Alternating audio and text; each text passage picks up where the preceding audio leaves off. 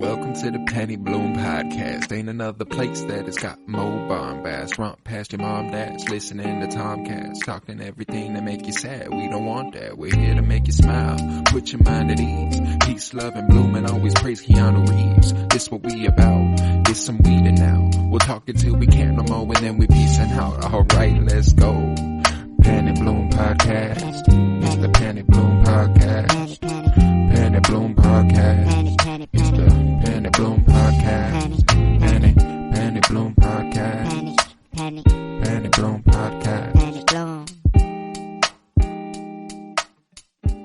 Hello, everybody, and welcome in to the Penny Bloom Podcast. This is Rebellion's Bloom. It's a very special episode today, as we are going to be diving in to our official, for today, Star Wars rankings. We're going 1 to 22. We're going canon, on-screen shit. That means everything that's been released since 1977 Star Wars that has been canonized by by Disney. Because due to the fact, like there are the Ewok movies from the 80s. They're not on here. There's the 2D micro series, which I fucking love, for the Clone Wars, by Gendry Tartakovsky, but it's not on here. Not technically canon. I think it could fit into the canon, but that's neither here nor there. Those things are excluded. Everything else, I will give you the official timeline for what is here in a moment. I am Colton Robertson. I am joined by Joseph George. What's up, homie? Oh, what up, what up? Always a pleasure to be here, and just can't believe we haven't done this before. I know, actually. Right? It feels like it's a ripe topic. Yeah. A lot of it. Glad we're getting to it finally, though. I am too. And this is an ever-changing tapestry here. It's almost impossible because I do love everything on this list. Like, the range for enjoyment on this is from loving it to in love with it. You know what I'm saying? There's not really, there's nothing on here that I don't enjoy. And so that makes it hard. But what we wanted to remind everybody is that in a ranking, something has to be first, something has to be last. It being towards the bottom of the list is not necessarily an indictment of that product, that movie, that show. It's just the way of things. I love everything on this list, but if you're going to do a ranking, something has to be at the bottom. Now, everything that we will be ranking includes Star Wars A New Hope, Empire Strikes Back, Return of the Jedi, The Phantom Menace, Attack of the Clones, Revenge of the Sith, The Clone Wars movie, The Clone Wars TV show, Rebels, The Force Awakens, Rogue One, The Last Jedi, Solo, Resistance, The Mandalorian, Rise of Skywalker, The Bad Batch, Visions, The Book of Boba Fett, Obi-Wan Kenobi, Tales of the Jedi, and Andor. We are not going to be splitting shows up into seasons. That would be a bit too much. We're going to take them as they are as a whole, and that is specifically important for Clone Wars and Rebels, as everything else has 1 or 2 seasons.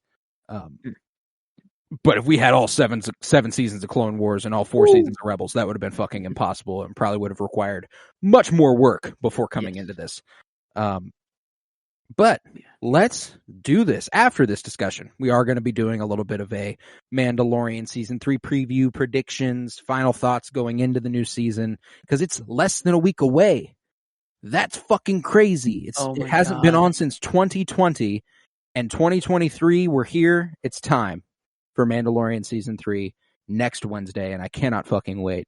So, let's begin our Star Wars ranking, and we'll kick it off at the bottom, working our way to the top.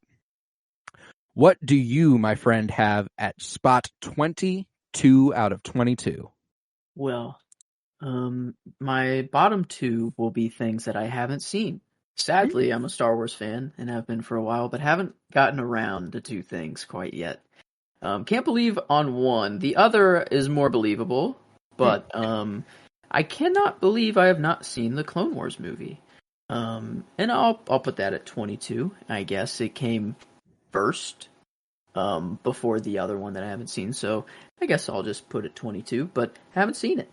Go ahead and give me your 21. I have a feeling they're similar. And it is Resistance. Yeah, okay. So yeah, that's the just I don't know. I can't believe I haven't seen the Clone Wars movie. That kind of just shocks me. That shocks me too. But I'll go ahead and give you my 22 and 21. My 22 is the Clone Wars movie, and my 21 is Resistance. And I have seen both of these. Resistance, not in full, but a few episodes. And I have that at 21 over the Clone Wars movie, if that gives you any indication as to how I might feel about the Clone Wars movie. Mm-hmm. I enjoy it. I thoroughly enjoy it. It's a fun time. It's a good movie, or not a good movie, a fun movie. Anakin and Ahsoka meeting, all that stuff, super fun. The mission on Kristoff's is fuck yeah. I don't know, man. I could take it or leave it though. Like you said, you have watched the Clone Wars. You have not watched this movie. You don't need this movie to watch the Clone Wars show. So like, you truly can take it or leave it. That is true. I guess that is just really sad. It's like it's like the prequel to the show, and like even if it's bad, I don't know. If it's, I don't want to say it's bad. It's bad, fun. Yeah, it's got a lot of merit, and especially if you love Anakin and Ahsoka's relationship, then it's where it starts. It ought to be on your touch points. You got to give it a viewing at the very least. I believe, if I'm not mistaken, Kyler Barnett, our usual co-host, was just on for the Bad Batch yesterday. He actually watched this in theaters, the Clone Wars movie, when he was like 6. Wait, what? Yeah, when he was like 6. Yeah. Dang, that's crazy. Yeah, I can't say the same because my parents were not Star Wars fans, so they weren't trying to take me to go see him. But nevertheless, I didn't get around to this movie until I was older, which might be part of why I have it at the bottom. Because it is a children's movie. It is for kids, and I know a lot of this is for kids. But I just don't enjoy it as much as the other stuff. But I do love it. So, Clone Wars movie at the bottom, Resistance at 21, cute as fuck.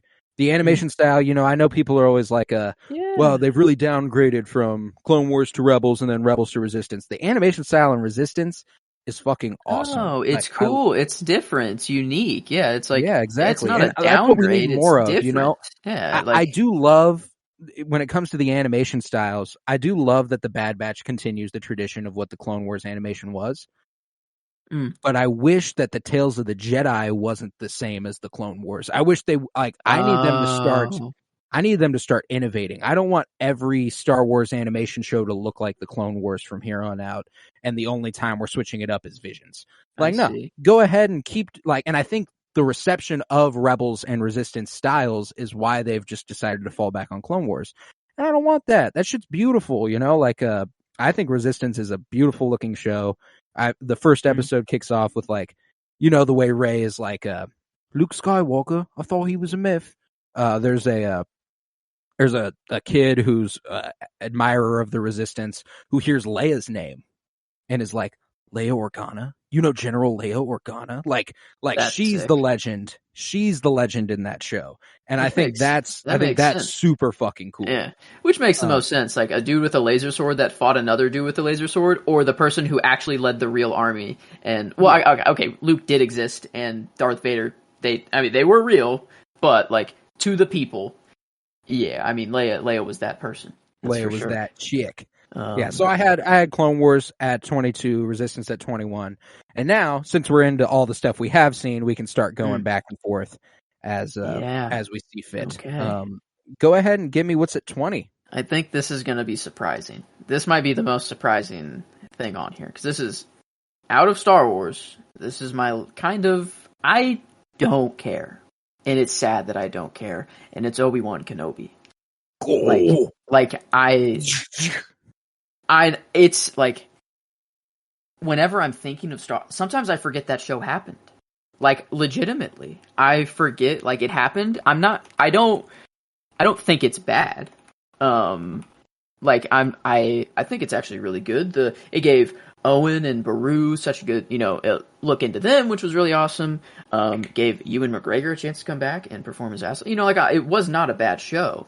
It's just that I guess maybe the way they marketed it, or maybe the way it just came out with the release. I don't know what it was. I don't know what about this show. It just didn't do it for me. And I had to when the cool moments happened in the show that I've been wanting to happen forever, it it was awesome, but I felt like I was forcing myself to like be like, oh man, yes, I finally got it. But like, it just feels like I got it in I don't know, just not the way that I was expecting, I guess. No, I get you.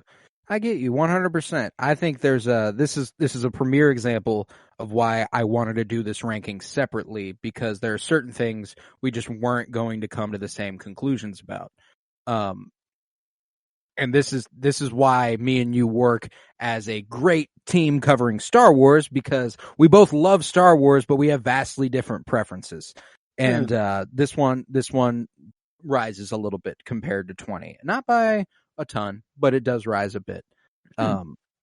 So Obi-Wan Kenobi, that is a shocking 20. Like, I know. Of all the things in Star Wars, that being at 20 is shocking. That's because I was making the list and I put Star Wars or Clone Wars movie and Resistance at the bottom, and then I just went top down, and the last thing to even just hit my mind was Obi-Wan, and I'm like, well, does that make sense? Like, does it actually belong there? That's a sign of how you feel about it. And then I'm like, man, actually, because like everything above it, I kind of would rather put on like a random day. So, that is also important. A way to approach this, considering that deciding what your favorites are out of a ton of things you really, really enjoy, sometimes an easy little hack is to go, what would I throw on any given day? So I appreciated that sort of perspective there. Because for me, I probably wouldn't just go ahead. I would throw on certain episodes of Obi-Wan Kenobi, but to sit down and watch it all the way through, I don't know that I'd go out of my way to do that a lot. I do, however, thoroughly enjoy that show, and it's hard for me to put it below some other things. So I like that though. At my 20, this is where I have Star Wars Visions. While I do love the anime shorts, and they're fucking epic in some cases, contained in others nice and mellow in some. Like, I love the variety it provided. I love the range we were getting. I love that we're getting a new season here before long, just within the next couple months. Something has to be at the bottom, like I said, and this just happens to be where Visions comes to for me.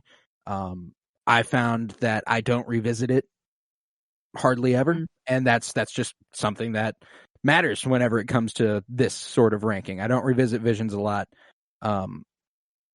But, Ronin coming out of that, fucking outstanding. I love the spinoff book about Ronin. Is he have another episode in season 2 or no? I don't know. I don't think we got any confirmation of any sort like that. I think we are getting a fresh new slate of animation studios from all over the world, not just Japanese anime, which is cool. It'll be all sorts of styles. Ooh, so it's going to be more of like a Love, Death, Robot sort of. Yeah, a little bit more. That could like be kind of cool. Less strictly anime, or maybe and more. I guess it's still animation, but just different. Yeah. Not solely.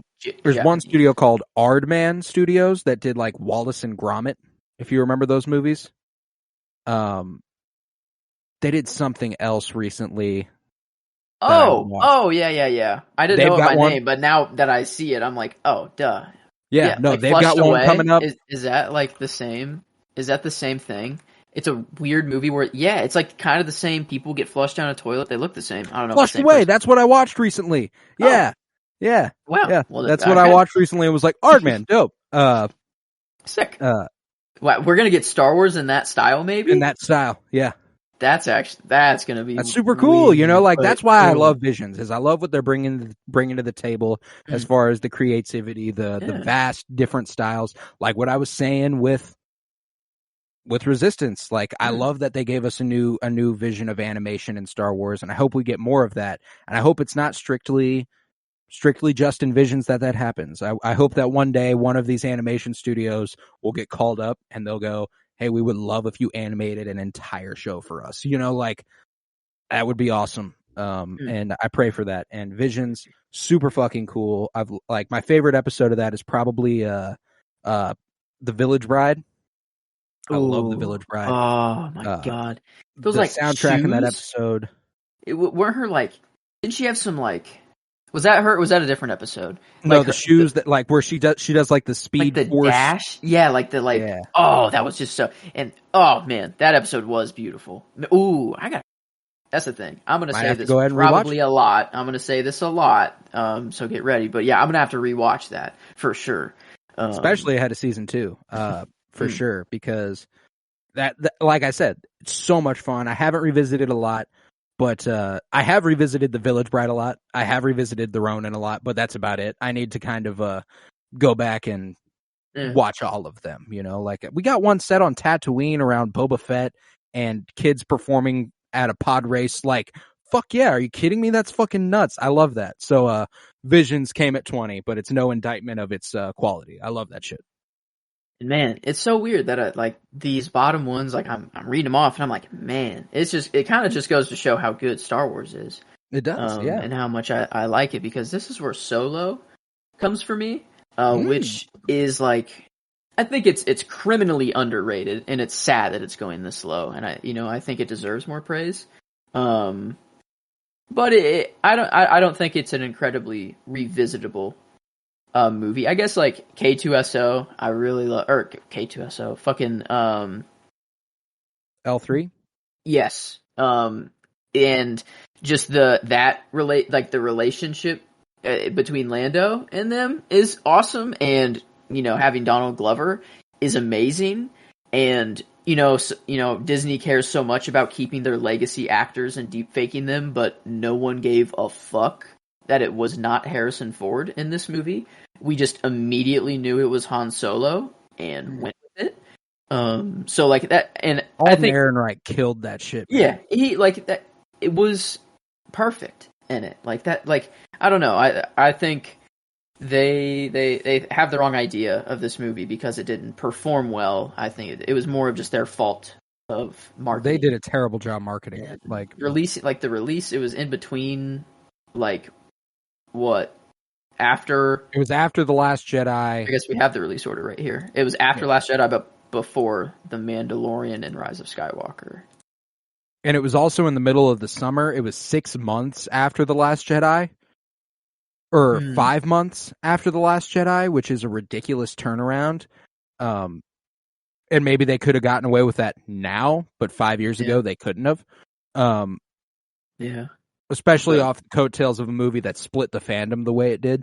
But I guess we got freaking, or no, is that maybe I'm confusing two things. In the new Mando trailer, no, I don't think she popped up. Emilia Clarke's character, what's her name? Kira. No, I don't believe she did pop up in the Mando trailer. What did I see? Maybe it was a There's tweet. A whole bunch of Kira content right now in comics. Maybe that's what I saw. She's about to get a book. Yes, that is what I saw. Yeah, she's about to get a whole book surrounding her by E.K. Johnston. Right. And she's very prominent in comics, like the Hidden Empire run right now. Super fucking cool. And you can owe that to, her first appearance here. And the cast on that movie: Emilia Clarke, Alden Ehrenreich, Donald Glover, Phoebe Waller-Bridge. Yeah, dude. Whoa. Paul Bettany, Woody Harrelson, Aaron Kellyman, Thandie Newton. Like, that's holy an fuck, ensemble Jon Favreau right there, man. That's kind of nuts. Yeah. Man, that movie's so underrated. And it's so much fun to watch too. But again, it is one of the ones that I revisit less. It's directed by Ron Howard, who's done like Willow and all sorts of shit that I absolutely love. He co-created Arrested Development. The dude's an incredible creative, and I really love his style, and I think it shines in Solo. He did a really good job. But again, have that a little higher. But again, not much higher. Mm. But so that brings me to 19 as well. This is where I have the other animated shorts, Tales of the Jedi. That was my guess. Yeah. Okay. Wow. We're pretty close. Yeah, I feel bad because like 4 of my bottom 5 spots are the animation, and I don't want that to be an indictment of animation itself. I love Star Wars animation, and I really do, and I love the Tales of the Jedi shorts, but these sit weirdly with me because of the handling of Ahsoka's story and stuff. I feel like there's a lot so there. Strange. Yeah, wasn't a fan of Ahsoka's, but Dooku's episodes are really strong. I really enjoy it. And Ahsoka's episodes are strong in and of themselves. If you know nothing else, they're fine. But coming from the Ahsoka novel, which it seemed to be adapting quite a bit, they didn't do a great job of that. And as a avid book reader for Star Wars, I would like if they didn't do that sort of stuff to books. I would like that. Either don't adapt them or adapt them properly. Yeah, because I was of the mind, I didn't know that there were canon novels and books, like actually canon or considered canon things that weren't on screen. I didn't know that was a thing. And then when you told me that, I'm like, wait a minute. How can they call something canon and then just go ahead and just absolutely rip it? Yeah. Like that doesn't. You can't call it canon. You can't. Either call all of it legends, which I'll be okay with as well, or keep it canon and don't change it. That's all. That's all. Dooku's stuff works fine with all of Dooku's novelizations, Master and Apprentice, Jedi Lost. He can all his stuff fits in fine with all of that. That works good. But Ahsoka's, it'd be pretty coincidental if this happened twice, almost the exact same way, on two very similar planets with very similar premises. It'd be very. It's a stretch to say both those things happened. Yeah, but I do love the first episode where she's a baby and stuff. That shit's really cool. I love the episode where Anakin's teaching her to fight the clones if she ever needs to, which is crazy. Again. Yeah, that shit's dope. Damn. And we got Ashley Eckstein back one more time, at least, which I was very happy with. I like Rosario Dawson. She's fine. She hasn't shined as Ahsoka yet, but I'm hoping the Ahsoka series will change that. But it was so nice to have Ashley Eckstein back in the role one more time, at the very least, because she's a fantastic voice actor. And if I think of Ahsoka, that's the version, that's the voice, that's who I'm thinking of. Love that portrayal. Yeah. So Ashley Eckstein's the shit. Tells the Jedi rocks. Snips. But comes at 19 for me. Good old Snips. Good old Snips. But my 18, this is where Visions falls for me. So not that far off at all.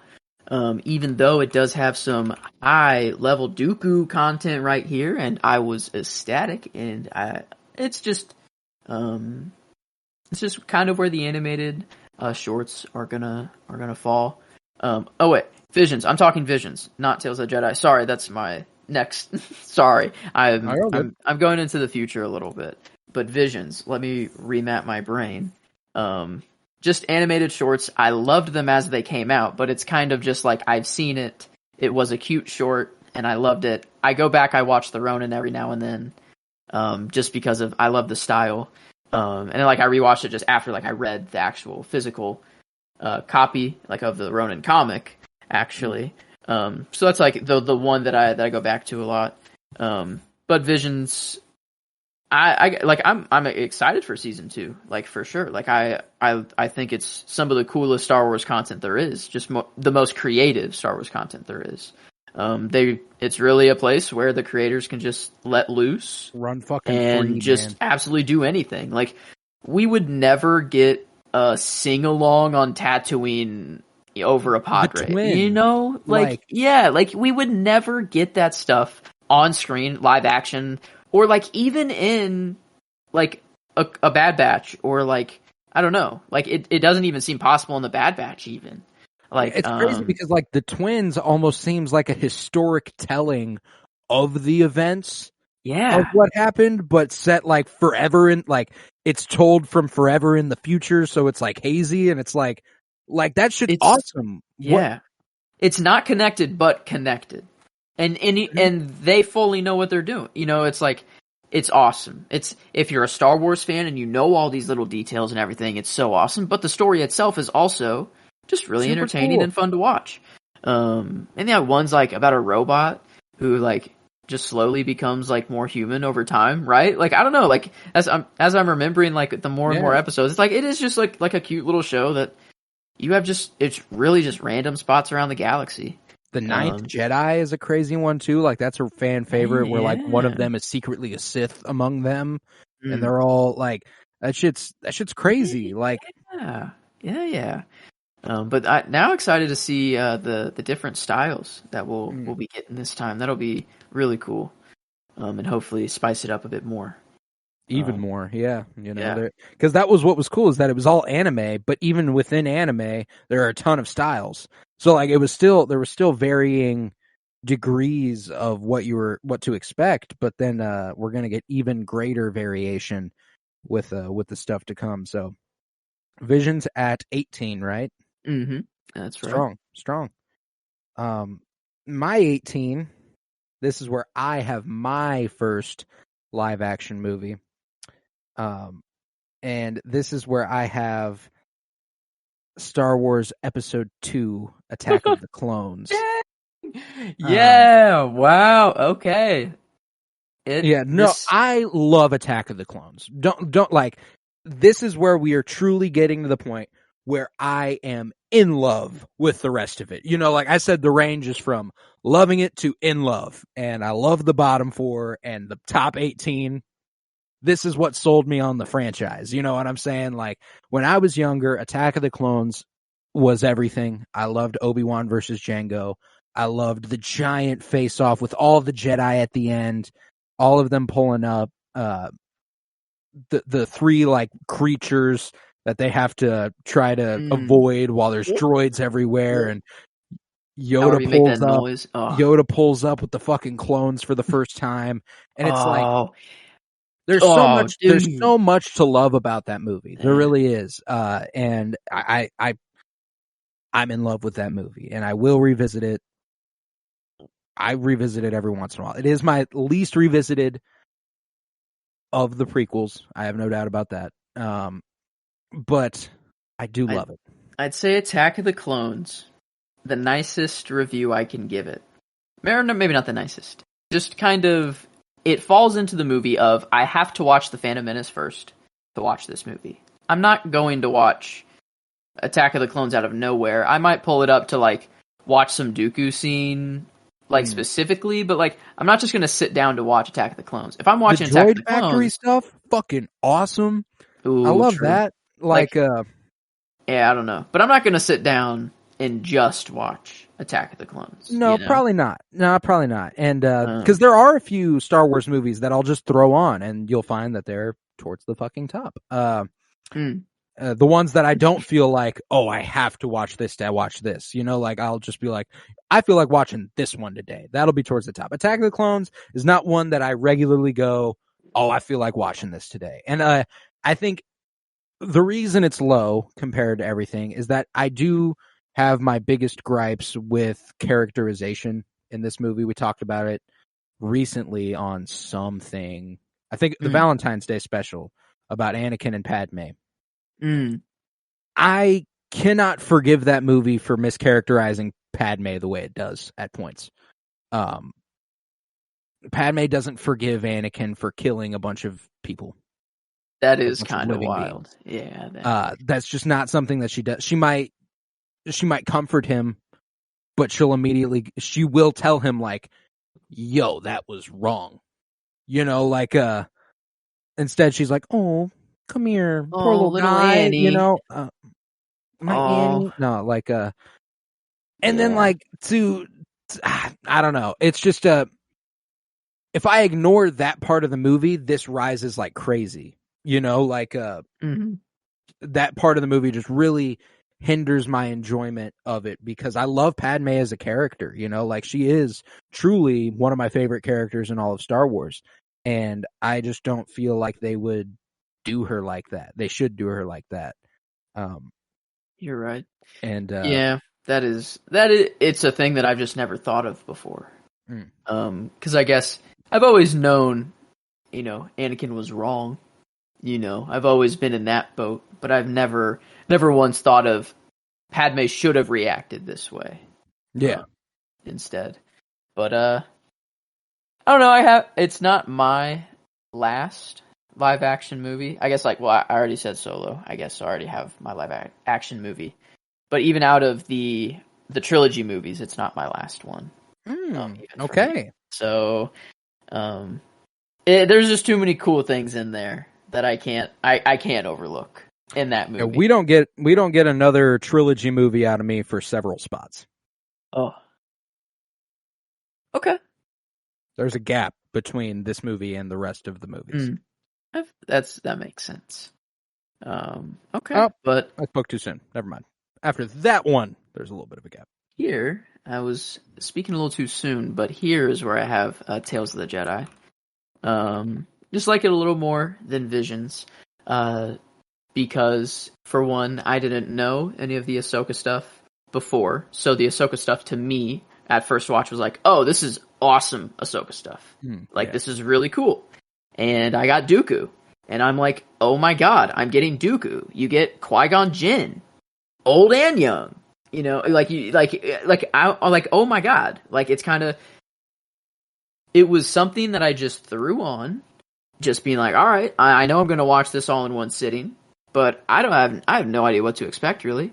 And I came out of that like, oh my god, that was like... Yeah. That was the most chill... Like, kind of morning. I think like, it came out, like Tuesday, and I watched it Wednesday morning. Or something like that before class. And I'm like, oh my... That was the most chill Wednesday morning I've ever had. Yeah. It was just so awesome. It's such an easy watch, man. Like I remember when we did the live commentary of it, we were both just like kind of floored by or all of us, because Kyler was there for that too. We were all just kind of floored by, it took us an hour and a half to do an entire live commentary on 6 episodes. Like, that's easy. That is such a quick, easy breezy show to watch. And it is one of those ones that would be easier to just go ahead and throw on. But that's the thing. With these, I don't want to just watch one of them. If I'm going to watch Tales of the Jedi, I'm going to watch Tales of the Jedi. You know, I'm going to watch that shit 1 to 6 all the way through. Or at least the arcs. Like, I would watch... Right. Maybe if I didn't have... If I didn't have an hour and a half, I would watch... I guess if I only had about, half of that, I guess would have to be the decision there. But yeah, no, this show, it is so much better. Just all in one. You get so much Star Wars all over the place. It's, I don't know. I'd be curious to see a non-Star Wars, like someone who's new into Star Wars watching that show. Because I feel like there's a lot of previous knowledge you kind of got to have for that. I think that one's that's a thing for fans. Yeah, like you gotta already like Star Wars to watch Tales of the Jedi and really get the full impact of it. Because it assumes you've seen a lot of stuff. It assumes you know who these characters are and who they become. Although I guess it would be kind of a cool experiment to show someone all the Dooku episodes ahead of the ahead of the prequel trilogy. That would be weird to see Dooku just as Dooku first. And but there's also the part in the last one where Qui-Gon dies during it. So you couldn't don't want to spoil that. Probably. No. It does have can't walk into that. Maybe is there a way to can't really. Yeah, you could just pause it and then show them Phantom Menace and then go back. Sorry. Now we have to watch this movie in total. Then we'll come back and watch this last couple minutes of this episode. Right.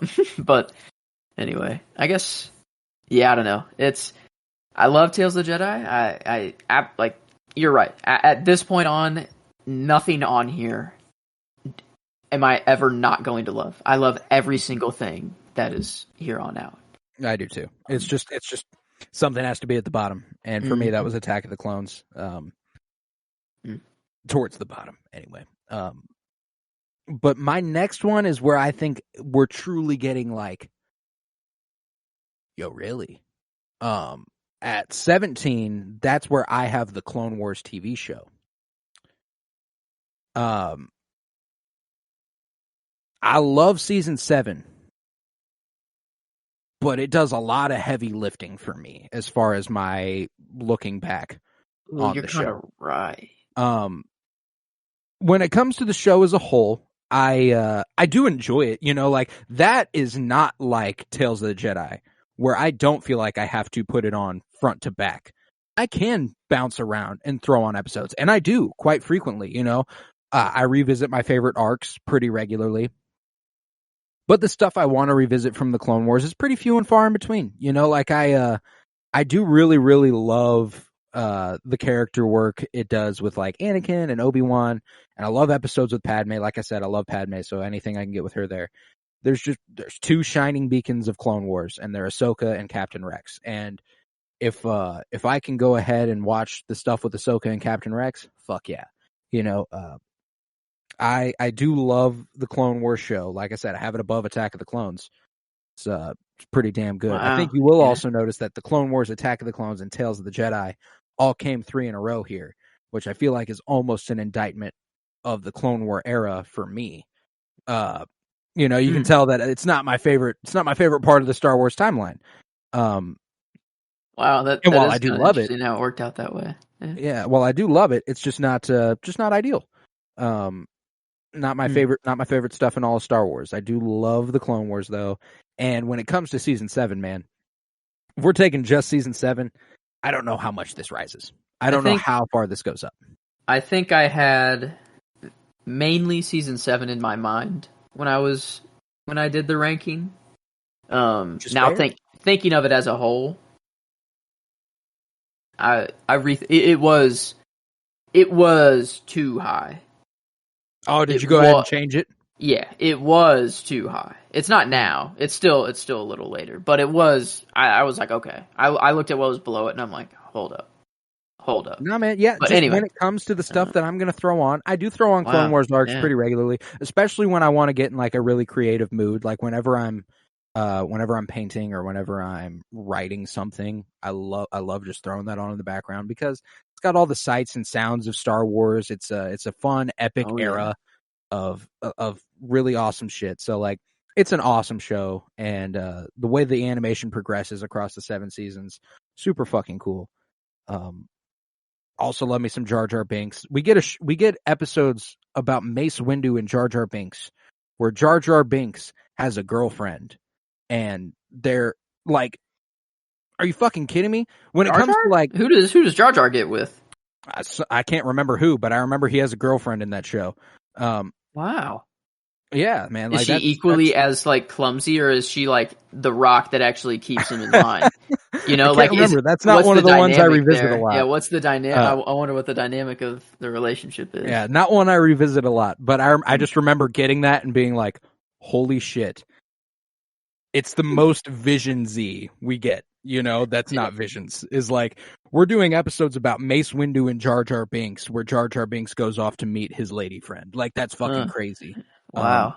And I love shit like that. So I love when Star Wars is wacky. Yeah, I forgot about and the Clone Wars has all sorts of whack shit in it. So I love it, but it's at 17 for me. Okay. All right. Well, now, I don't know if this is a shock, I guess. I don't know. Something has to be there. And it's only one season so far. It's just started. And mainly it was taken over by another person. This is where I have Book of Boba Fett. Okay. For me, I mean, really, there's 6 episodes, 2.5, 7 episodes. 7 episodes, 2.5 of which are like Mando episodes. Mm-hmm. So like really, we got 5. I'd say okay, maybe I have 5 good episodes of Boba so far. Mm-hmm. Yeah, and I love it. I love Fennec Shan. She's awesome. I love the freaking Black Chrysanthemum. Oh my god, he was badass. The Rancor. The mods. We for some reason couldn't remember that name for some reason one time, but I don't know why. Easy, but Boba riding a freaking Rancor. Fuck. Then more Hutts. Grogu coming in. True. 2 of them. Yep. Man, I don't know. Like that, the show. It was sick. It was awesome. I can't wait for season 2. Whenever Boba cracks the big milk coconut water at the center of Tatooine and restores the water on the planet. Of course. Can't wait for that to happen. Cobb fucking Vanth. Oh yeah. Man. True. Okay. Yeah. Freetown or whatever the fuck. Pikes? I loved that shit. Were the Pikes like a big thing in there? Yeah, the Pikes were like the villain entity. They were they're spreading spice throughout the area. Yeah, Cad Bane got the death in Bane. air quotes of Cad Bane. Still not. He's like 50% dead. I'm like 50-50. I'm 100% sure he's dead. I'm 50-50. Because that little Toto? Buck Toto. Yes, it's Toto. I need him to come back. I need him to come back. I vow I will stop watching Star Wars if Toto comes back. For the storytelling aspect, I would much rather have Cad Bane be dead and Boba kill him in this situation. For the fun of it, to have Toto come back and be like, "Oh, Mr. Cad Bane, let me take you to your ship to put your new heart in you," or something. I don't know, to whatever the fuck Cad Bane does if he lives. I'm a little piece of fucking shit. Oh, I'm gonna be so happy to hear Toto's voice. Like, if it's on screen, it would over Obi-Wan Kenobi. I would be more excited to see Toto on screen again than watch like Obi-Wan Kenobi. Like, honestly. So if Toto comes back, that is how excited I will be. Fuck no. Yeah. I can't stand that motherfucker, but mostly from a joking place. No, yeah, we're not super separated on this, and I from here on in, I think there will be drastic changes. I think we will have some pretty far off shit, but okay. But like now we're getting to the point where it's, every trilogy is still mostly on the table. All the best TV shows are still on the table.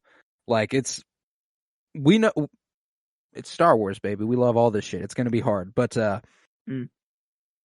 anywho, my 16, this is where I have Solo a Star Wars story. I was looking over it whenever I said that we didn't have another live action movie for a while when I said Attack of the Clones.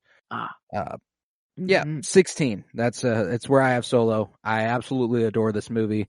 I think it's endless fun. I think it's such great characterization for Han Solo and a great origin movie for Han Solo. I love the love story of him falling in love with the Falcon. That's the best shit cool. of the movie. I got to rewatch it with that lens because I haven't. They have the whole, like, he comes around the corner and then slow motion, like, oh, he sees the Millennium Falcon for the first time and he's like, whoa. Really? She's hot. Like, no, not literally, but that's how, like, if you watch it through that lens, you can interpret it that way. I see. And then, like, the first time he gets to fly it, he, like, pets it and he's like, it's like the first kiss. He's like, okay, yeah, like, it's a cute fucking movie, man. And, I know that Kira is the actual love interest of that movie. And, I think my favorite scene from that movie, aside from anything with Erin Kellyman as Enfys Nest, because she fucking rocks. I love Erin Kellyman as Enfys Nest, but the closet on the Millennium Falcon when they're in Lando's like wardrobe, and it's Kira and Han. They've reunited and they like kiss for a little bit. They talk about what's happened, what's past. That's like the only scene in Disney era Star Wars actually directed by George Lucas. That scene specifically is directed by George Lucas. Why? He was on set, and Ron Howard was like, "Take this one, buddy." Wow, like, that's kind of cool. So, like, how much? No, I love that shit. How much did he get? Like, I guess the scene was already written. He didn't write. No, this, but what, a director has a heavy hand in how a lot of things are done on the set. I guess he knows. That's the thing. He doesn't have to be in the writing process to know. Like, yeah, okay. Yeah, I guess. So on this one, we're gonna go ahead and you guys are gonna go ahead and kiss a little bit. This is gonna be a good one. So make it passionate. Get up in there. Really, right next to all the bright capes and clothes. Yeah, he's got a great wardrobe over there. It's a lovely selection of outfits. I would like all my cars to look like this with these colors and vibrant colors. That'd be the perfect situation for me. If I ever got to do it, the American Empire. No, oh George, good old Georgie. No, but yeah, I love that scene, and not for that reason. It was already my favorite scene, but then like learning that, I was like, oh shit. But I just love the romance of it. Like seeing Han in a place where he is the one who's head over heels and not the other way around where Han's like hard to get where he is in the entire original trilogy. It's when he's still the romantic, still like, oh yeah, like, cause that's the scene where Kira goes, oh, I know you. Like, I know who you are. You're the good guy. And he's like, no, I'm not. No, I'm not. You know, like, no, I'm not, even though I am, but I want to still tell you I'm not because it makes me feel... that shit. Oh, it's the only movie with Thandiwe Newton in it, which I fucking love also because she's awesome. Got the sacrifice play on her side. Val is fucking cool. Woody Harrelson, only Star Wars movie with Woody Harrelson in it. Like, are you kidding me? This cast is fucking nuts. It is.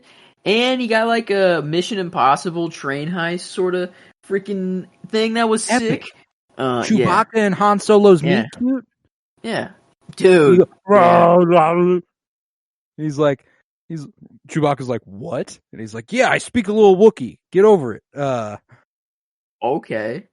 But yeah. No, I like... Solo is so much... I really just have to watch it through and falling in love with the Falcon. Falcon? Millennium Falcon. Yeah, it depends. Millennium Falcon. It's the way that anything can be pronounced either way in Star Wars, you know? Like, George Lucas literally goes back and forth between calling Hoth, and Hoth. Oh. We'll call it Hoth every once in a while. You know, Hoth. I've only heard Hoth. I haven't heard Hoth before. Yeah, Hoth. Real thing. Real shit. Okay. Hoth. Lando calling Han. Yeah. That's true. Han, buddy! It's just however the fuck you want to say it. It's a galaxy. You know, everyone's drinking that juice. You know, and the ooze. Yeah. Basic isn't. That's the thing. They just have the ooze injected into them at birth. Yeah. Everyone eats the ooze. Drink the ooze. Drink the ooze. That's such a funny thing to like. Anyway, wow, Quantumania tangent there. If you haven't seen Quantumania, you are so confused. And it is definitely it's the most relatable to Star Wars out of the MCU. I will say.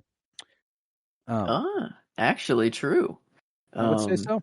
But nevertheless, I got Solo at 16. So first trilogy movie for me is upcoming. The first trilogy movie. And it is a sequel trilogy movie. Boo, get off. I know. Tomatoes. I know. No, I get it. It's The Force Awakens for me. And I think The Force Awakens might be like the best critically, actually. And I think like it was made really well, and I think it doesn't deserve the hate that it got just solely because Rey is a female. Is half of that hate. Yeah. So, but when I go back to watch a trilogy or a sequel movie, I would much kind of rather jump to the end with this one, or kind of midway with this trilogy. So it's not really. I kind of hold all of the sequel trilogies around the same. The trilogy movies around the same. But if I would have to put one at the lowest, it would just be Force Awakens. I dig that. Yeah, I'm still a few spots away from the Force Awakens. I am, but yeah, it was sick in theaters too, man. Like, man, that was I saw it in theaters. That's my first. Wait, was that my first? It was my first Star Wars theater experience. Yeah, I remember just being floored. Yeah, definitely, because Rogue One came after. Yeah, it was definitely my first. Yeah, I remember seeing like Kylo, like whenever he froze the blaster bullet, like in the beginning, like in the theater, and like the noise, like the speakers of it, like, and I was like, oh, like it was a sick theater experience. I don't know. Yeah, first Star Wars movies in theaters. So I mean that will never change. That'll always be nice to remember that. But if I'm just going back and picking a movie out of the sequels, this is the last one for me. I understand that. Still a few spots away from me, but I'm gonna stick with you in the live action vein. But I'm gonna switch it to TV shows. This is where I've got the Book of Boba Fett. 15, I got the Book of Boba Fett. Not too far off for you because you had it at 16, right? Is that right? Yes. Yep. Yeah. That's 16. So 16 and 15, pretty. This is the only. I mean, I know 22 and 21 were the same, but so far this is the closest we've been, I believe. I love this show. I think it is a pulpy action adventure that I absolutely love with a real big fucking heart to it. You know, like I think that I feel like I can feel Robert Rodriguez's passion. I feel like I can feel Tamara Morrison's passion for this show through everything in it. It's incredible. I love Ming-Na Wen as Fennec Shand. The Tusken Raider storyline is an all-time favorite of mine in this show. Like episode 2 of this show, I know everyone loves to point to episode 5, The Return of the Mandalorian, or the finale. Those are all big, epic, awesome moments in this show, of course. But dude, episode 2 might genuinely be one of the best episodes of Star Wars ever, as far as just critical storytelling is concerned. Whenever it concludes and he's doing the tribal dance with the Tusken Raiders, they make him go on the Vision Quest and stuff. Like, that's fucking awesome. Seeing the sands of Tatooine as like an ocean, like, yeah, epic stuff, man. I love that show. Yeah, I don't know. Season 2 will be really, I don't know. That's going to be interesting to see where they. There are rumors of a season 2, but it's never been confirmed. Is it not? Is it actually not even confirmed? Oh, wow. Confirmed. I guess I was meaning at first when I was talking about the water coconut thing, but yeah, I'm almost certain there will be a season 2, and it's been specifically heavily rumored lately. Maybe it's now. Like maybe maybe he's in Mando season 3. Like, I fully expect he will be. Like, he just takes over a couple episodes like Mando did. I don't think he'll do that. I think he'll be in them though. Okay, maybe take over. I guess okay, fair. But I don't know. Could be interesting to see if they break away from, I don't know, and make it just a everything Mandalorian show. And I think it's what he's owed. I think he deserves to have 2.5 episodes be about him. Yeah. But yeah. But I see the thing for me. I guess it's relevant to talk about during the Book of Boba Fett. I was going to save it for the Mandalorian, but the stuff about, I completely understand the indictment of the show being, oh my God, you made a couple episodes about the Mandalorian and you destroyed a plot point from the entire show of the Mandalorian up to that point was about Grogu returning to the Jedi. And then you undid it in a 3-episode arc in a different show. Mm-hmm. I can understand that gripe from a point of being critical of media. I get it. I do 100% get it. But here's the thing. It was fucking awesome. Mm-hmm. At some point, I give more of a fuck about it being awesome than I do about it being good. It was mainly just a dumb marketing decision. You know, the storytelling was still great. We would have just gotten these episodes at the beginning of Mando season 3 instead, you know, and then we would have just, I don't know what we would have gotten, I guess. And that's the gripe though, is that like it shouldn't have been the immediate next thing for the Mandalorian. Like the people's gripe is that he shouldn't be immediately reunited with Grogu. They should have had time apart. They should have explored time apart from each other. Mando doing his thing, Grogu doing his thing. And that, I understand that gripe, but I don't mind it. Like, I don't give a shit. Because here's the thing. I love the season finale of season 2 of The Mandalorian. But they wrote themselves into a fucking corner with that one. If they were going to be too big of a pussy to recast Luke Skywalker, which they are, they shouldn't have done it at all. They should have brought in some other Jedi to take him that they can actually write a story around Grogu being with. that would have made sense, and that would have made them have to explore time apart, which they can't do because they can't keep throwing Luke Skywalker at us as just a background role in The Mandalorian. They're not going to do that. It was just like, that's why they did it so fast. That's because they can't explore. They wrote themselves into a corner so hard because Kylo Ren destroys that temple.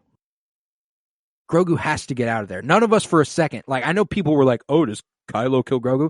No, he fucking doesn't. He doesn't. So, like... Yeah. They were never going to do that. And that's just... That shit's... That shit even bothers me. Are they? Is Grogu just like... Where is Grogu? Because, like, there are some times in the trailer where, like, it seems that Mando is by himself.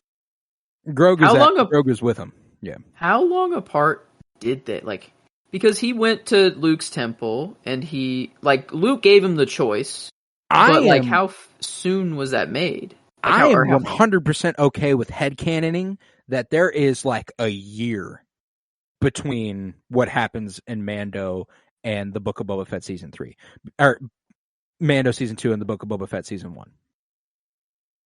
Because there is nothing that gives us an indication as far as how long things have been. It can be that long, I think the thing that's that kind of... Yeah, he was training with Luke for a little bit. Yeah, he was. I am perfectly okay headcanoning that it was a while. Yeah, I think people's problem is that they don't make that clear. They don't. Okay, but it will be made. Like time has passed. That's the thing. I think in Mando season 3, we're going to get the time where he was alone. Like, I don't think it starts with him being with Grogu immediately. I think it is him where he is not with him, and he's like, I have to become a Mandalorian again. I have to atone for my taking off my helmet, and I have to go to Mandalore and fix all of this, and he does that before he finds Grogu again. I don't know. Okay. At least, I don't know. I feel like we do get that time in Mando season 3. I don't think it starts with them together immediately, because at least from the trailer, the trailer seemed that there were parts where they were not together. They were obviously flying together, and he was in the ship on a lot of parts, but I don't know. I feel like he does do some stuff on his own. Okay, here. I could get with that. I could get with that for sure, but yeah, I just don't think it's a fair gripe to have towards the Book of Boba Fett. I think it's an overstatement to say that it ruins the show. No, because if you watch the first 4 episodes and then the 5th episode, or the first 4 episodes and then the finale, that works as a 5-episode miniseries. True. Just fine. Yeah, it's just like a cherry on top. It's like people are like, oh, they grinded Boba's story to a halt to shoe in. No, they didn't. They almost completed his story and then gave justification for Mando showing up. Yeah, and a badass team up at the end to have more Mando of a cherry and on Boba top than it is fight together. Like, you see 2 Mandalorian fight together instead of it just being Boba Fett. Okay. Yeah, I think it's more of a cherry on top than it is oh my god, you grounded the show to a halt to show something else. I get that. I get it, but it's just not what it is. Like, it's like, I think that people are just, some people are overly critical, and I get it. I do, because I can't help but be overly critical sometimes too. But if you take a step back and remember what Star Wars is, this shit's fun. Like, first and foremost, this shit's fun. And when you're watching 5 and 6 of the Book of Boba Fett, I can't imagine thinking to myself, God, this fucking sucks right now. That show's too dark if it doesn't have those episodes. It is just a crime show in Star Wars, and that doesn't work with Disney and merchandise. Like, they have to have something for merchandising and something cute for kids. Like, legitimately, maybe that's why he came back in the show. And to fix the Luke situation. But, like, I would agree if Andor didn't happen. Ooh, that is true. That is not kid. That's not a kid show. In there that is marketable to kids at all. It's not a kid show. You're right. You're right. But the Book of Boba Fett was like, the thing that's really bothering me is people who are like, the people who just watched The Mandalorian are going to be really confused when a whole plot. The Book of Boba Fett's finale was the most viewed episode of Star Wars television ever. Yeah, the people who are going to watch Mandalorian season 3 watched the Book of Boba Fett. I promise. And if you're acting like you didn't, you're lying.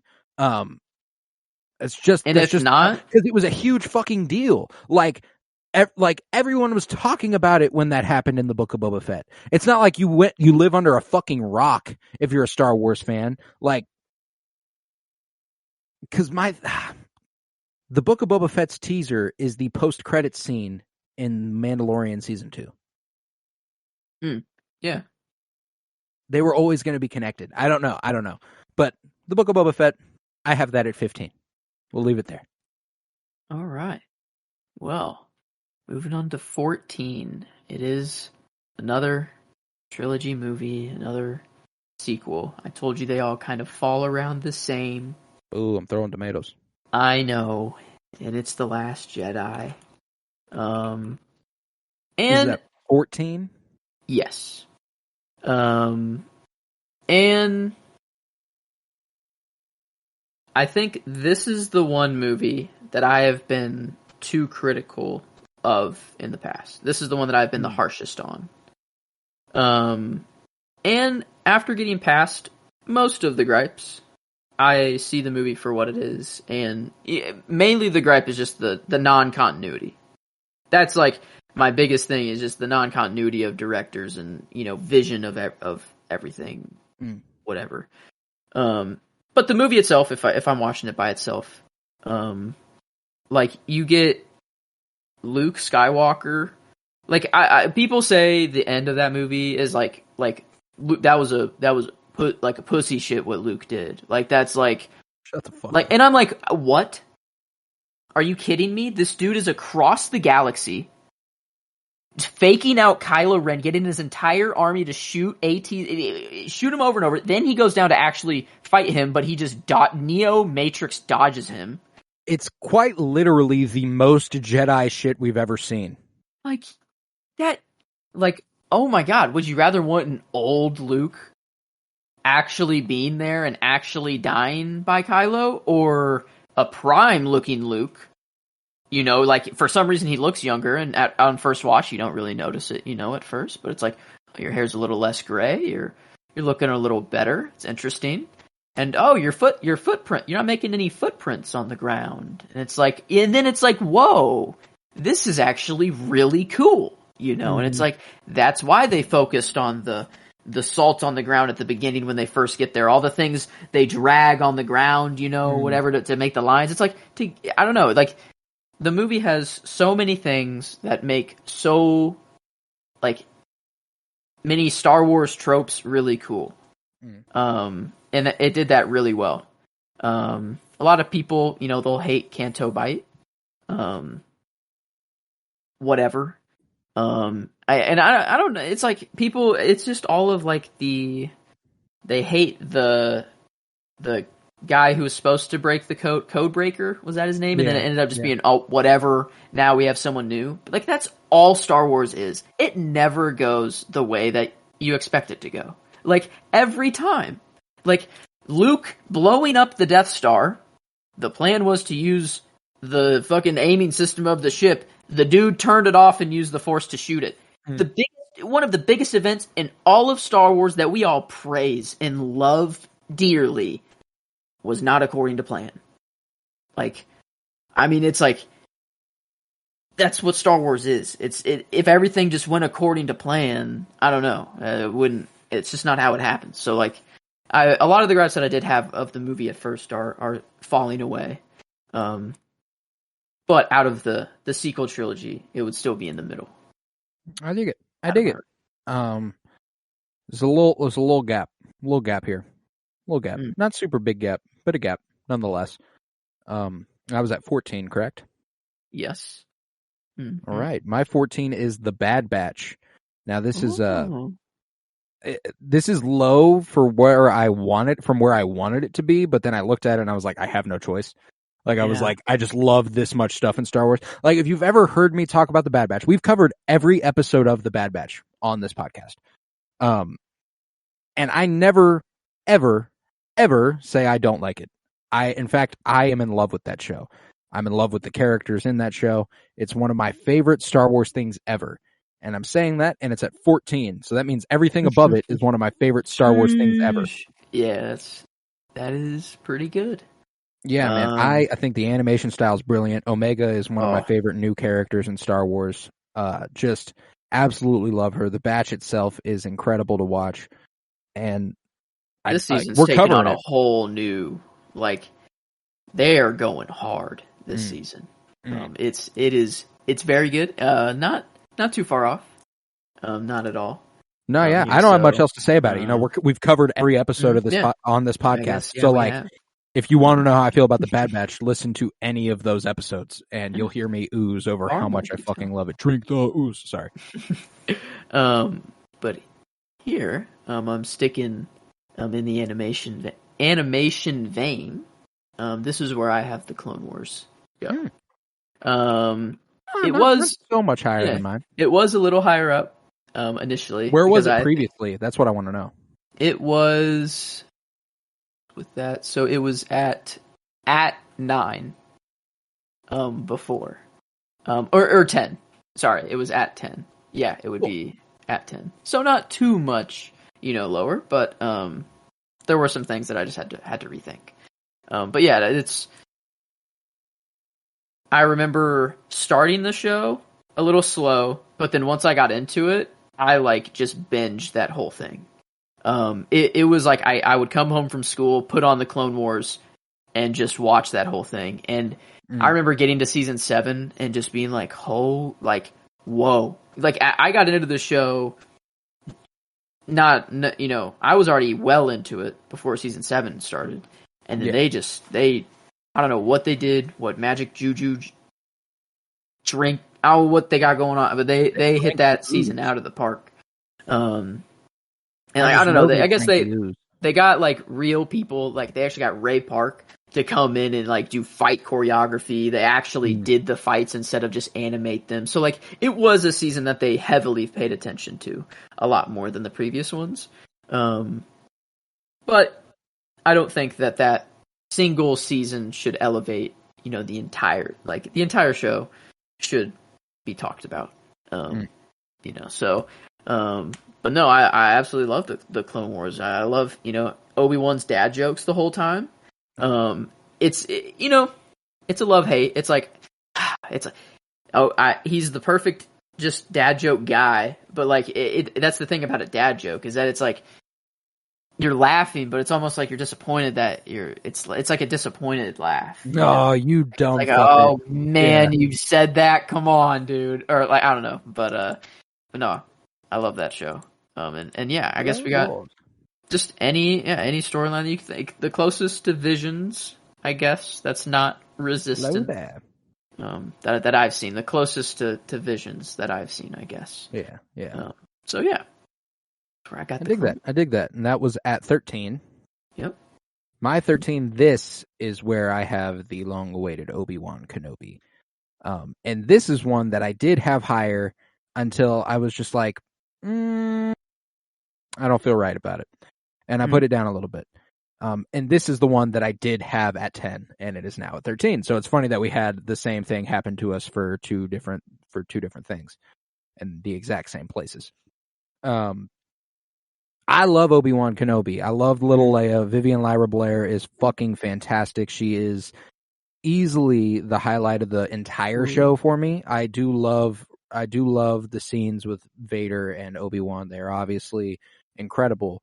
But the formation of the relationship between Obi-Wan and Leia is some of my favorite Star Wars content we've ever gotten. I absolutely love that shit. I love Reva.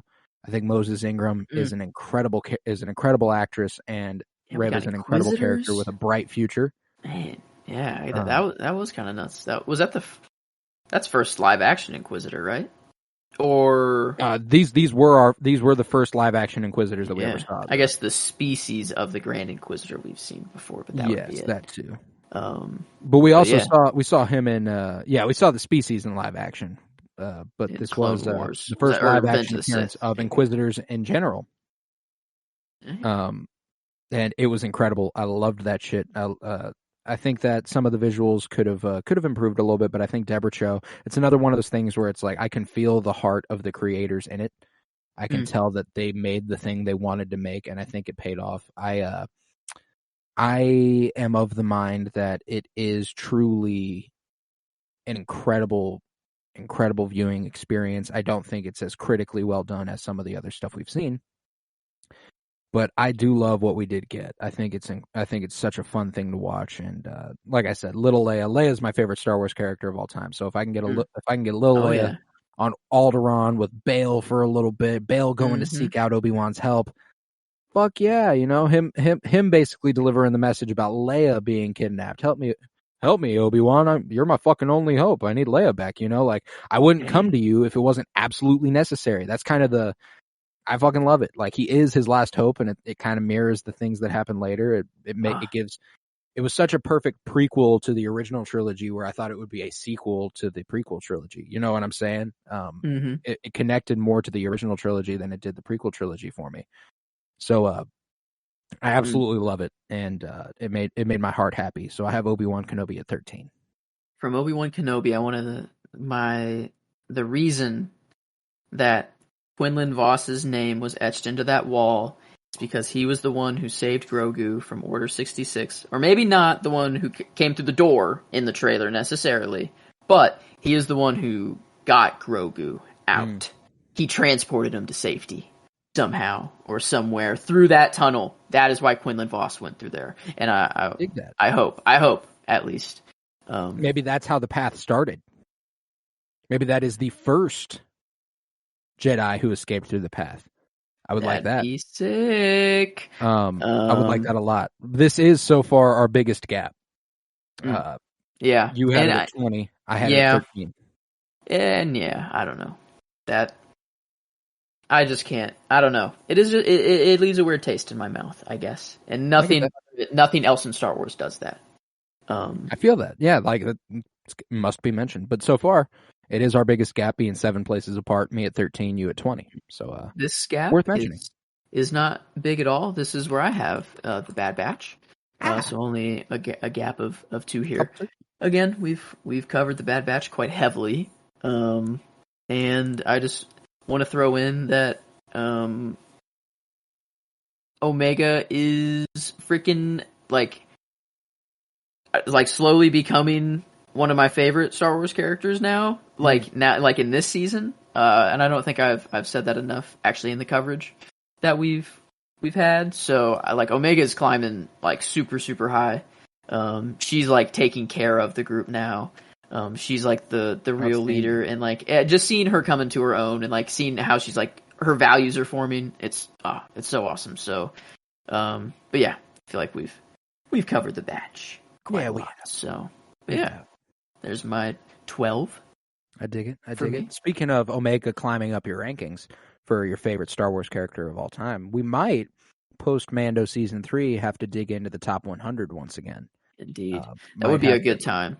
After season 3's over, see where Din and how we're feeling about Din and Grogu, Bo-Katan, and the Armorer and shit. Who knows how much they could climb or anything. So I think we did a top 100 Star Wars characters last year.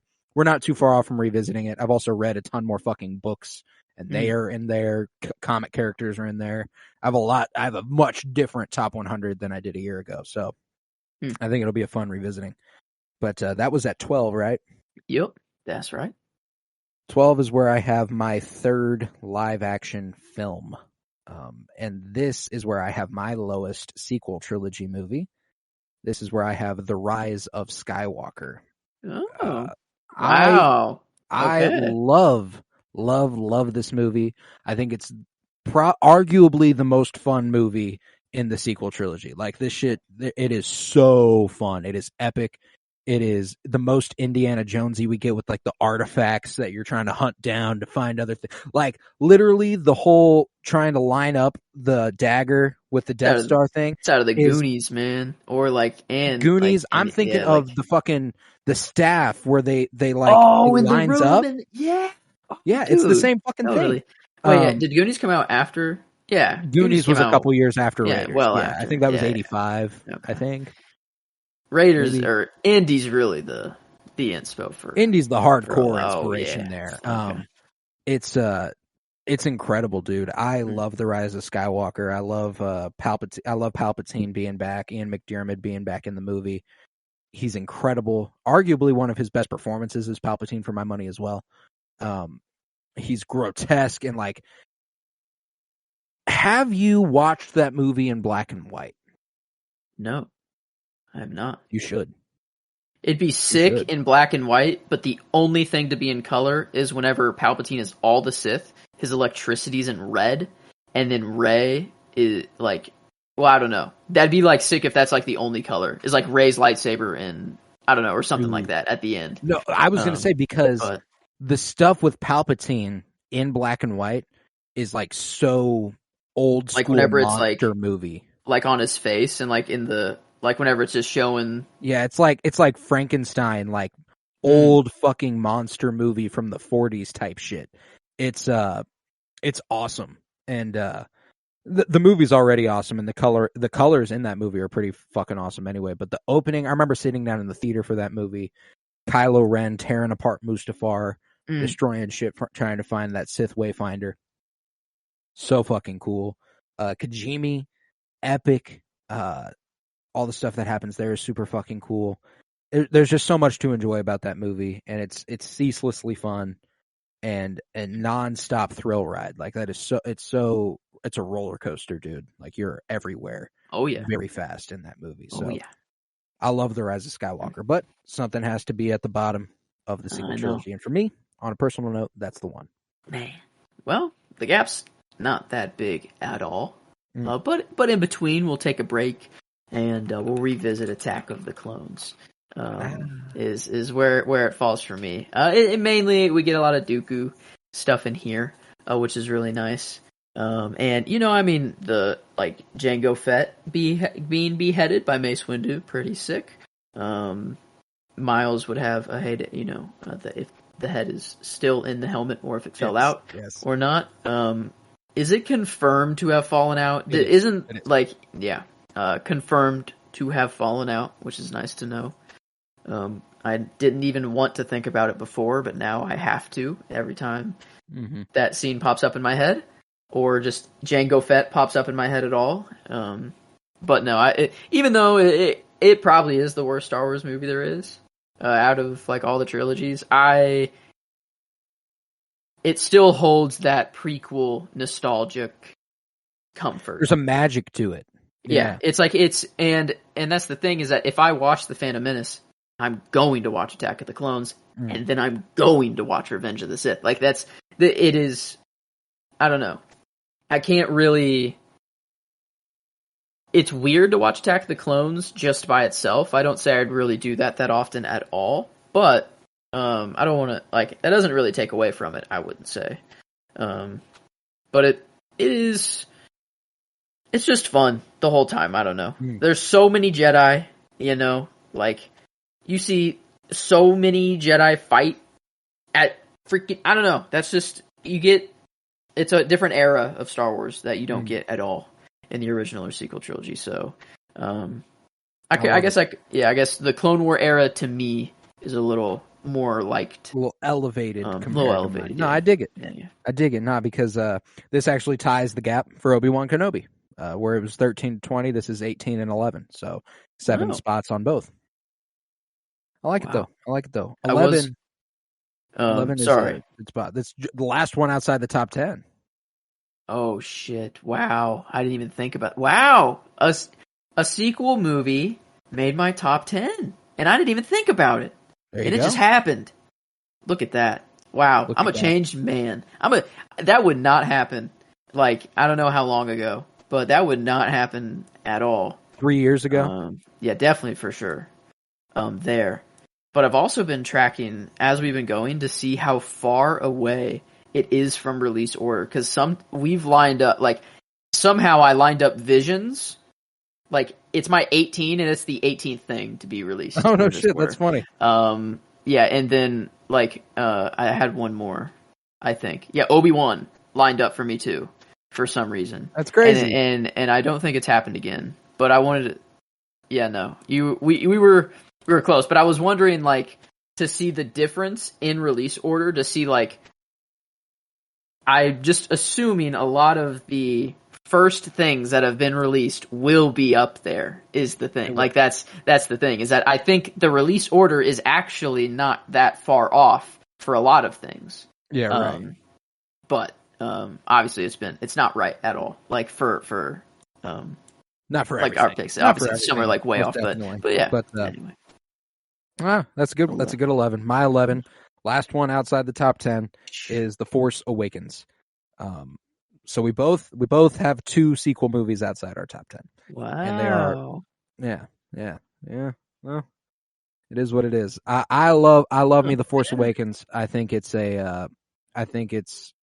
was my first theater experience for Star Wars. I was so happy when I saw it. It was so new and fresh, and I fell in love with Daisy Ridley immediately, and I loved Finn and I loved Poe. Like, the characters were so rich, and I loved them.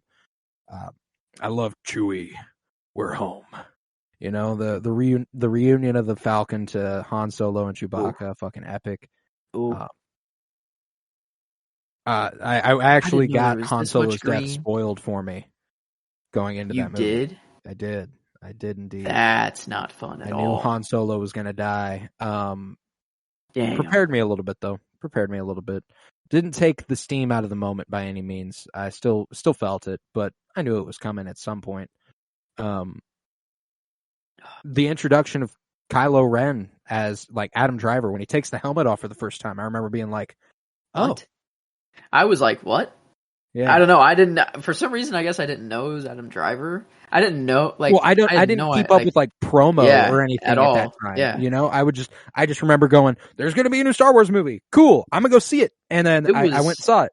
I think maybe, is that the reaction they were, like, going for? Yeah, like, I don't think they showed Adam Driver's face in any of the promo. Yeah. I think because Adam Driver did go on, like, press tours and stuff, but, you know, you never know how they're going to contort people in masks. You know, like, he could horribly scarred or something, but to have him as a perfectly pristine, young-looking man, that's true. Yeah, it's jarring. It was jarring, and I remember being like, "Whoa, okay." I fucking love it. I fucking love Adam Driver's delivery as Kylo Ren. You have a pretty spot on Adam Driver impersonation. Yeah, like, every day I wake up and I wish you were dead. That's the Marriage Story. That's not Star Wars, but no, that's a good movie. More. Yeah, that's, man, just him absolutely laying waste, like him just getting everything he wants, and then Luke just to be. Did you brush it off his shoulder? You know, do you like think you got him. Yeah. Oh man, so good. No, that's a later movie, but I do love The Force Awakens. I think it's got the spirit of Star Wars perfectly, and it's so much fun to watch. Like, it's amongst the most revisited for me. I think the sequel movies, it's actually funny. I think that if you're going to introduce Star Wars to a casual fan who hasn't seen any of the movies, now the sequel trilogy might not be a bad place to start. I think they're the most palatable. I think they're probably the easiest to watch, and I think The Force Awakens is a good place to start. That's true, because a lot of the gripes people have is because they knew Star Wars going into it, and that's what all the hate is. But if you, I guess, Star Wars it's already out of order, you know? Exactly. It's already out of order and release, so, like, just, you really can't watch it. It does depend on the person you're showing it to. Like, if I'm going to show Emily, who has no interest, my girlfriend, who has no interest in Star Wars, like, she doesn't want to watch it. I've shown her Rogue One, and I've shown her The Force Awakens. Those are I've shown her Rogue One and I've shown her Solo. So, like, those are easy palatable ones. But if I was going to show her the saga movies, I would start with The Force Awakens. I think it's easier to get someone who has modern sensibilities, modern tastes, doesn't like a lot of old movies, doesn't like a lot of that. I think an easy, palatable choice is The Force Awakens to introduce someone. And I think that's a good choice. All right. Let's get to the top 10, baby. Are we breaking the 10? Wow, yeah, this is 10. Well, I guess I already spoiled that it was. Well, I said just a sequel trilogy made my top 10. Spoiler alert, it is my 10, I guess. It is the 10. It is my 10. Well, and that's the thing. There is one thing above it, but I think it really is. I don't want to switch last second. This is just where Rise of Skywalker comes for me. And mainly, I think it is the end, like the ending. It is kind of like It was, or just not even just the ending. The ending's like the greatest cherry on top, but it was just like an epic movie the whole time. You have the final order, like he's been cooking this shit up the whole time. He's been making. You know how long that's got to take to make that many Death Destroyer or like Star Destroyers? Like, oh yeah, man. Can you imagine if they got out? Like, if they got out there, fucked. The galaxy was fucked. There's actually a comic where it's set between Empire and Return of the Jedi, where Vader goes to Exegol and he sees the fleet being built, and that's between Empire and Jedi. So, oh my god, 35 years before. He has really been preparing. Jeez, he's been cooking. That guy, that man, he's too good. I guess he has the storytelling, the writers on his side, so it's pretty easy to make him calculated. But man, he's just so good at it. I don't want to praise a fascist, but yeah, the evil fascist wizard. He's smart. He's a smart, evil fascist wizard. God damn it! Why has he got to be smart? I guess Thrawn is like still fascist, but like sort of cooler. Like because Thrawn does have some compassion sometimes, so it's like I don't know. Yeah, still an evil fascist, but still, just, yeah. Anyway, yeah. There's my 10. Wow, I would have never thought a trilogy movie, but there it is. I'm gonna knock your fucking socks off with this one. Uh-oh. You're not telling me this is Revenge of the Sith. I'm telling you this is Revenge of the Sith. Because that was the only thing that was going to knock my socks off. The only thing that was going to knock your socks off, and that's where it is. Revenge of the Sith is at my 10. The same as your Rise of Skywalker. Whoa. Yeah, I love Revenge of the Sith. I do. And I grew up loving the shit out of it. It's epic. It's everything. It was Star Wars when I was a child, like, I absolutely, and I still love it. But as I've grown older, I don't appreciate it the way I appreciate the other movies. It's not, I like when Star Wars takes a more dramatic tone, obviously. That was very, very fun, and that was very, very cool to see, and I think the acting is phenomenal. Critically, it wouldn't fall at 10. That's the bottom line. Like, it would fall higher. It would fall far higher. But there's just an element to it that's not as enjoyable as other things. I don't like watching Anakin do all the stuff he does. I think it's important. I think it's good storytelling. I think it's a cool fallen angel archetype. But I've never wanted it to happen, and I still don't want it to happen. It's something that, and that's why it's good at what it does, is because it's heartbreaking, and for that reason, I can't put it very high.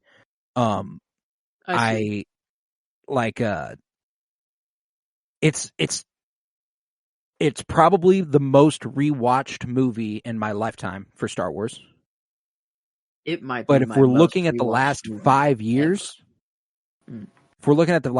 years, it's easily my least rewatched.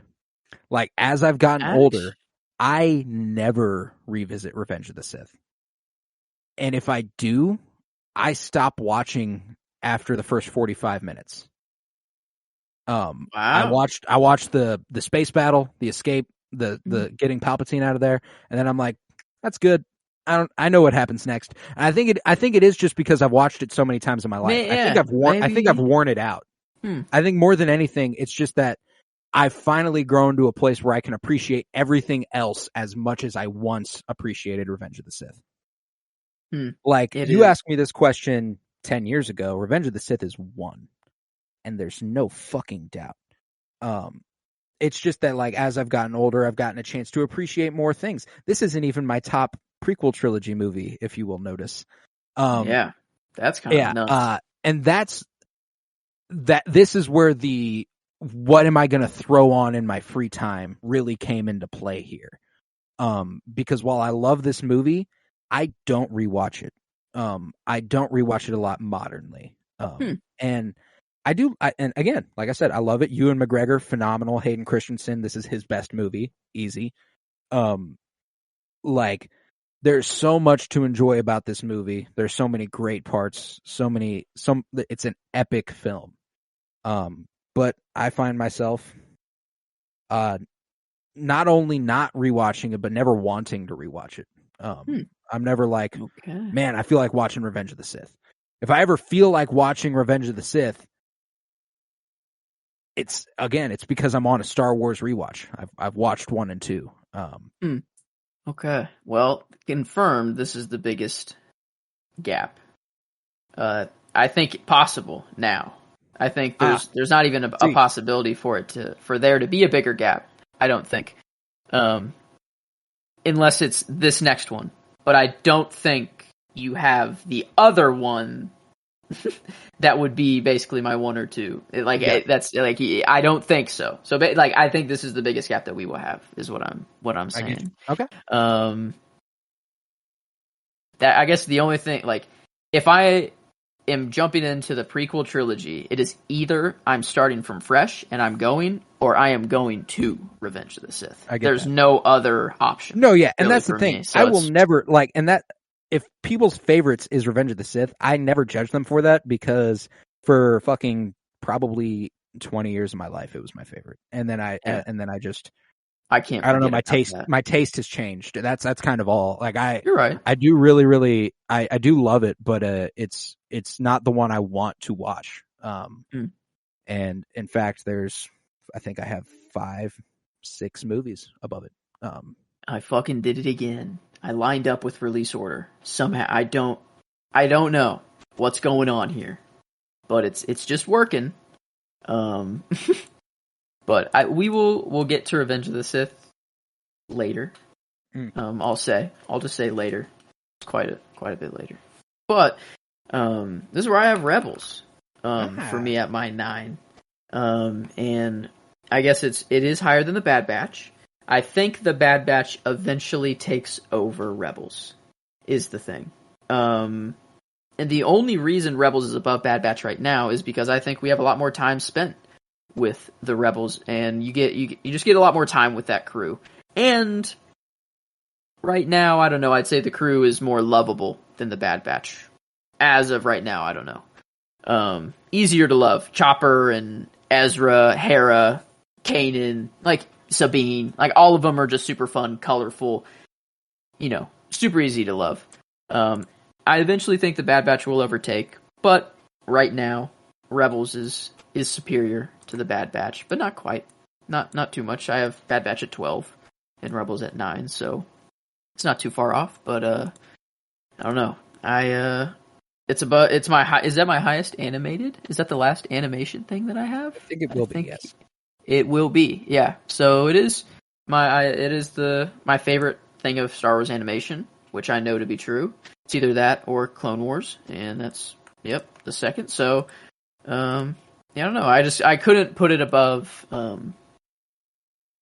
just couldn't put it above anything else that I had up here. It's like now it's getting tough to differentiate between like 8 and 7, and like to actually say the order here. It's getting hard. It's getting really difficult to put one above the other. Because Rebels. Yeah, this is where it gets hard. But I'm fairly confident in mine. I'm pretty confident in mine.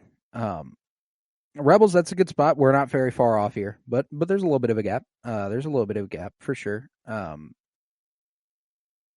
9 is where I have my other prequel trilogy movie. This is where I have The Phantom Menace. They were going to be right next to each other. Okay. They are right next to each other because The Phantom Menace is, like I said, Revenge of the Sith is probably my least revisited movie over the last 5 years. The Phantom Menace is probably my most revisited movie over the last 5 years. I love watching The Phantom Menace. It is, for me, the most fun movie in the saga. And I know it's devastating. Like I said, I was kind of like it's kind of a little flipping it on its head, but there's a lot more that's fun about The Phantom Menace than, like, it gets sad, but it's not sad for a long time. It's like, whoa, shit. What's that? Pod racing? Pod racing, bro. Pod racing, fucking Qui-Gon Jinn and Obi-Wan Kenobi, epic.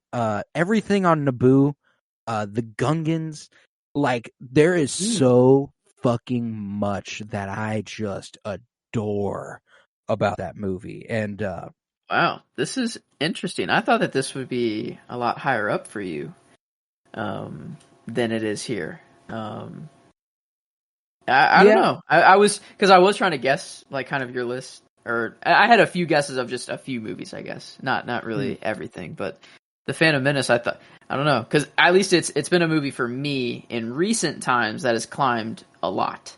And I don't maybe it is just like as I'm getting older, I definitely do see Revenge of the Sith falling more as I get older, and I think it is just because of the amount of times that I have seen that movie.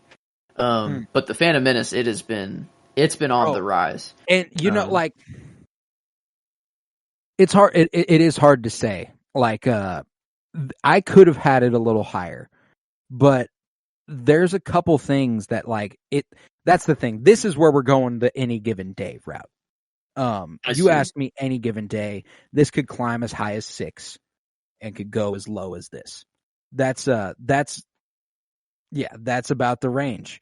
Wow. Really strange prediction there. Yeah. Who knows? Range that you have there, but interesting. Okay. Number 9. Wouldn't have thought okay, there you go. I guess my 8 is what we're talking about at the end here. This is where Mando lies for me. Uh-huh. And I think there is only one more show. Yeah. Deservingly. Yeah. So, but I have rewatched a little. I didn't like fully rewatch seasons 1 and 2 of Mando, but I kind of went in and had like a little spurt. I just kind of skimmed through seasons 1 and 2 and highlighted some of my favorite moments. And man, I forgot so much of what happened. And like, there's just so many little things that don't matter on the grand scheme of Mando and Grogu, but are just so cute and fun. And like, oh my god, like I forgot these episodes existed. And I'm so glad that I remembered them now. That's season 2, episode 2 to a T. I fucking love the passenger, I think is what it's called. It's the frog lady. I love the frog lady. Eat those eggs. Oh, they look so good. Man, little boba eggs. Well, not Boba Fett. Boba tea. Boba. I get it. Yeah. Too many things in Star Wars. That took a lot, but yeah, no, I can't wait for this next season here. See what they do. Apparently, I don't know what surprise they have in store. Paige, I don't know this. If you thought we hid Luke Skywalker and all this stuff, you can't. You just wait for this season. You know, I don't know if they're just talking it up or. I have a prediction. So I guess we will get there. But yeah, there's my 8, Mando. All right, I dig it. My 8 is where I have Rogue One. Okay. Where I have Rogue One, A Star Wars Story. I fucking love Rogue One, and we did a whole fucking live commentary about it like less than a month ago. So like, was it our first Star Wars live comment? I guess it was 2 months ago. It's been a little, but it was our second. We did Star Wars A New Hope first. The first, yeah, that's right. Yeah. We did A New Hope. We did that first. Okay. But it's a special fucking movie, man. It moves me to tears every time I watch it. Every single fucking time. But it's not from a place of sheer sadness. It is that hope. Like it is the fact that they did what they needed to do, and it's what comes next that like it's so moving. And Diego Luna, Felicity Jones, like we just have a stellar cast in that movie. Sheridan Way. I love that movie. So Rogue One had to be at 8, had to be top 10. I'm in love with that film. Yeah. No. Yeah. I was about to make a last minute change, but no. I think I'm sticking here, but it was to like my 7 is Rogue One. So we didn't line up, I guess, but my one pick away, my next pick is Rogue One, and I will stick with it. I was debating on maybe switching it with one movie, but I think it does belong here. And I don't know that you're right. It's a movie that gets you to cry every single time. Like no matter what, I know what happens. I know what happens. And like every time, I know exactly what's going to happen. I will cry every time. There's every no doubt. Single fucking time. Every time. And then now having like Andor on top of it is oh just my fucking god. I really hope we get the Jin equivalent. So I don't know. Like that'd just be sick to I get would like love it. both. I don't know. I don't even Urso. know. But yeah, just Show be called Urso. And it doesn't just have to cover Jin, it can cover Galen's time within the Empire and stuff like that. Like it could be really fucking cool. yeah. Mads Mikkelsen is so fucking talented, Mm. and I don't think his role was wasted. People love to say that characters are wasted on small roles. And I hate that. I hate saying actors were wasted in roles. There has to be supporting roles. Yeah, it's like Marlon Would Brando. you rather a lesser actor have played it? Like Yeah. Galen Erso was not wasted on Mads Mikkelsen. There's a saying that's very common. There's no small roles, there's just small actors. And like if he feels like a small role to you, it's more of an indictment of his performance than the writing itself. Like his performance is fantastic and the role is great. I love Mads Mikkelsen as Galen Erso. Like in the first Superman movie, Marlon Brando opens it up. You know, Right. you have Marlon Brando. Is that a wasted role? Is it wasted because he's not in the main movie? No.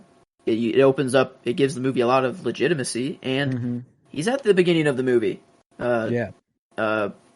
What's Good his comparison. I like that. real name? Oh my god, I'm blank.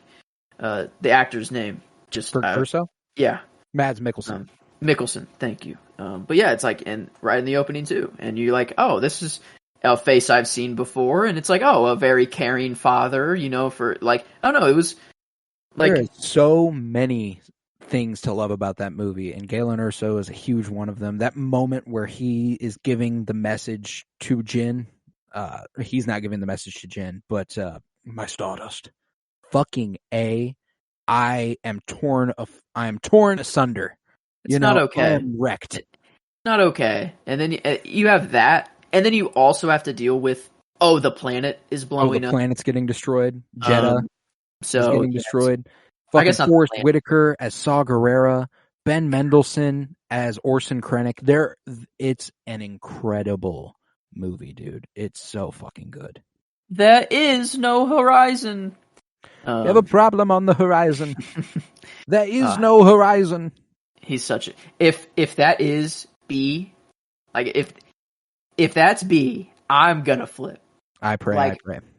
That's gonna be too good. I don't know how that would even happen, or we get that knowledge. I don't know, but if it happens, man, God, the ending of that movie, man. Oh, it's so beautiful. God, but yeah, my 7. That was your 7? All right. My 7 is Rebels. Okay. Wow. So yeah, not far off at all here. Not far off at all. I love me some Rebels. Hera Syndulla will forever be the character I love the most from that show, and there's no doubt about it. I don't think they can release any ancillary content that would make me change that opinion. I don't think Ezra is going to elevate to be my favorite character from the Rebels crew after Ahsoka. I don't think any of that's going to happen. I think it will forever be Hera Syndulla for me as the highlight of that show. The Bad Batch too. A little bit. The Bad Batch as well. I think she's an incredible character. She kind of makes the show for me. Her and Kanan, their relationship as a whole is fucking incredible. Actually, we're recording this. Yesterday was the 5-year anniversary of the episode where he died. Kanan's death? Oh my god, dude. No. So that clip was resurfacing a lot. Yep. His eyes coming back. No. Man. That shit wrecks me. Because I haven't watched that show in a while. Like, it's been a couple years since I rewatched it all the way through. And I think it's because if I get to that again, I'm gonna fucking lose it. Because I watched it on its own for the first time in fucking years. And yesterday I was watching it and I teared up. And I was like, oh my just fucking the clip? God. Like just the clip? Yeah, just yeah. the clip. Same here. Just the clip got me to tear up, and I'm like, "Oh fuck, dude! If I was in the show watching that, my God. Oh my lord, yeah, oh my fucking good God, luck." It is so good. It is so good. And frankly, it's been on my rewatch list for forever. I need to rewatch it, and I'm not too far off from doing so. I want to give it a rewatch ahead of Ahsoka. I kind of want to give all of Star Wars animation a rewatch ahead of Ahsoka, like Clone Wars, Tales of the Jedi. Rebels Yeah. just to get her full story up to this point. And I think Rebels is going to be a must sometime this year, and I'm very excited to revisit it because what an incredible show that is, and I love it. I was damn tempted to put it above my next one, but I just couldn't quite bring myself to do it. These next, like, they're getting big. They're getting big. My 5 is where it gets big. Impossibly large. My 5, that's a different, I'd say that's a different tier. That is I would like to, at the end, I would like to go back and explain where tiers are. Okay. Like where you split them up. Like this is the top tier, this is the middle, like kind of go like that. So okay. What do you got at 6? This is where the Phantom Menace goes for me. And you said it. On a day, it could go anywhere from 6 to 9 for you, which is interesting. I don't know, just laying right. And that's the thing is that the more I looked at it, I was like, man, yeah, some days Rogue One is a little better than the Phantom Menace, which I have right below. And then I'm like, the Mandalorian, I kind of would rather watch sometimes over the Phantom Menace, and then Rebels would be the only other thing. And I'm like, okay, wow, that's a little, I don't know, but it's hilarious. Which is, I don't know. It was just funny that you're like, I don't know, maybe a 6, and I'm like, oh, okay, well, it's wow, yeah, look at that. But like Darth Maul, movie. like seeing Maul, like I remember, like for the first time seeing that dude, like I don't know of a more evil looking guy that there is. I don't know. It's like it was just the most obviously this is the bad guy, but I liked him. Like I was like, you are so cool. Mm-hmm. I want your head spikes for some reason. Like I want the dual lightsaber. I want all this face paint. I don't know why, but I want it. And I want it. And he does kill Qui-Gon. It does suck. Whatever. But he gets chopped in half, not killed quite yet. Chopped in half though. Kenobi. If Maul can get chopped in half, why can't Qui-Gon just take a little? Reva took a just like Qui-Gon, like nothing, twice. Reva took that twice. Qui-Gon ain't got that hate. Qui-Gon ain't got that hate in his heart to keep him going. Dang. Oh, he's like actually at peace. He's at peace. Oh my God! Wow. Obi-Wan, the most at peace. Gust dies instantly at the touch of a saber. Mm-hmm. Qui-Gon, not as peaceful as Obi-Wan was at the end. Dies very easily for a Jedi, I guess, relative. Mm-hmm. Okay. I kind of like that. That's that's why it doesn't happen to Jedi. Wow. Jedi don't get killed and then come back to life. Yeah, or like they don't see death as possibly. Yeah, they don't see death as bad because they're still connected with the Force and they can still communicate and everything. Death will happen. Yeah. Oh my God! Wow, that's nuts.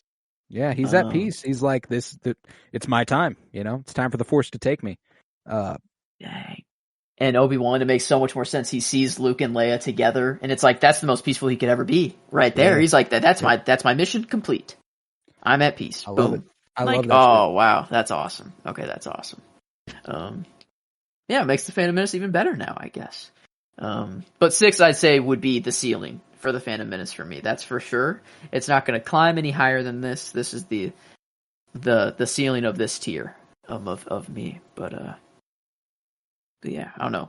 Love Qui-Gon. He's growing. I really want to read Master and Apprentice to get their relationship. Because I don't know. I read that a few weeks back. It's so fucking good. Like that's the duel. Like if Qui-Gon could have just lived there. What if Qui-Gon lives? What if Qui-Gon takes Annie? What happens? That's such a cool story. But yeah, I don't know. Love the Phantom Menace. Just couldn't quite crack the top 5 though. I get that. This is it's funny. We have the exact same 9 through 6 range, just not in the same order. This is where I have the Mandalorian. Dang! Wow. Yeah, so we have the same range there, the same things in that range, but not quite the same stuff. Same order, I mean. The Mandalorian, there is something about the Mandalorian that there is nothing like a Mandalorian episode for me. Like, I remember when season 2 premiered, staying up till 2 a.m. and hearing the like the you're little right. flute. That soundtrack. Dude, I remember just getting chills, smiling ear to ear, so excited, so fucking excited, and it's because when we watched that first, like, I remember watching every episode the day it came out, and just every single time being like, "Oh my god, I love this show." I've never watched an episode of that show and gone, "Man, they really missed this week." You know, I love all of it. And I remember when the Book of Boba Fett rolled around and episode 5 came on, and it was, again, that same sound when he entered the room, and I was like, I got chills. I smiled ear to ear, and I was like, oh my god, I love The Mandalorian, dude. I love Din Djarin. And this is the fact that I know I'm gonna get that feeling again in less than a week is making me incredibly happy. I fucking love that guy. I've got chills talking about it. I'm so excited for it. I got it playing right now, and oh my god, let me tell you, I fucking love that shit. And I love Din and Grogu. They're such a precious little duo. That season 2 finale will forever hold a special place in my heart. I remember watching that for the first time. Shit, man. I love the first season of The Mandalorian with all my fucking heart. Season 2 is special as far as the, like, just scope of it. Have something I want. Mm-hmm. Oh, him turning around on him. You have something I want, and that's what you're leading into season 2 with, right? Mm-hmm. Like that's the finale of season 1, right? Is like him, Moff Gideon. Oh wait, saying that is the finale of season 1. Is the end of episode 7 of season 1, and then he's in episode 8. Or no, it's him saying that in episode 8. It's the end of the first season. That's what's crazy about Moff Gideon is he's only in like the last 2 minutes of the second to last episode of the first season, and then in the last episode of the first season. He's not introduced for a while, but then him turning around on him in the penultimate episode of season 2, fucking incredible. Love me some Grief Karga too. Carl Weathers, love that shit. Bo-Katan, fuck yeah. There's so much to enjoy about that show, and I cannot wait for season 3. It's going to be such a joy. Sorry for the voice crack. But I'm ecstatic. I cannot fucking wait for next week. It's going to be so fucking fun. I don't know. I feel like a lot of the Book of Boba and season 2.5 stuff, I feel like it's going to be very apparently washed away, like very fast in the first episode. I think they're going to it's going to be addressed very clearly. I think like there's just going to be, it's going to be, I don't know. Season 3, I'm very excited. I hope they just keep it out, keep elevating. I hope they keep going on that path, because I think it could be a show that does crack the top 5 eventually. Oh yeah, like it's 6 right here. Like I'm right close. There, bro. It's close, but my 5, and man, is it kind of hard. Like, I couldn't. I can. I guess I could. But I really couldn't. This is where I have Andor. I'm having a similar issue right now. I'm having a very similar problem. Yeah, and it's like, I really, really, really, really wanted to put it like 3 or 4. Like, I really did. But the episode as a whole versus these 4 movies that are left. And these 4 movies are the creme de la creme. I mean, come on. The fact that Andor is even in that conversation is incredible. It's above The Phantom Menace, it's above Rogue One, it's above Mandalorian. Andor is, without a doubt, like the best live action TV show that they've made. I don't think it's possible for the Mandalorian to jump Andor. I don't either.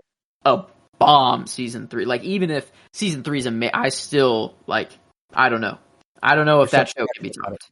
Something special about it. And it kind of pained me to put it at 5, though. And it's weird. Like, it's hard. That's the floor. That is the absolute floor for this show. Mm-hmm. And on a given day, it could be shit. It could be 2. Like, I mean, I don't know.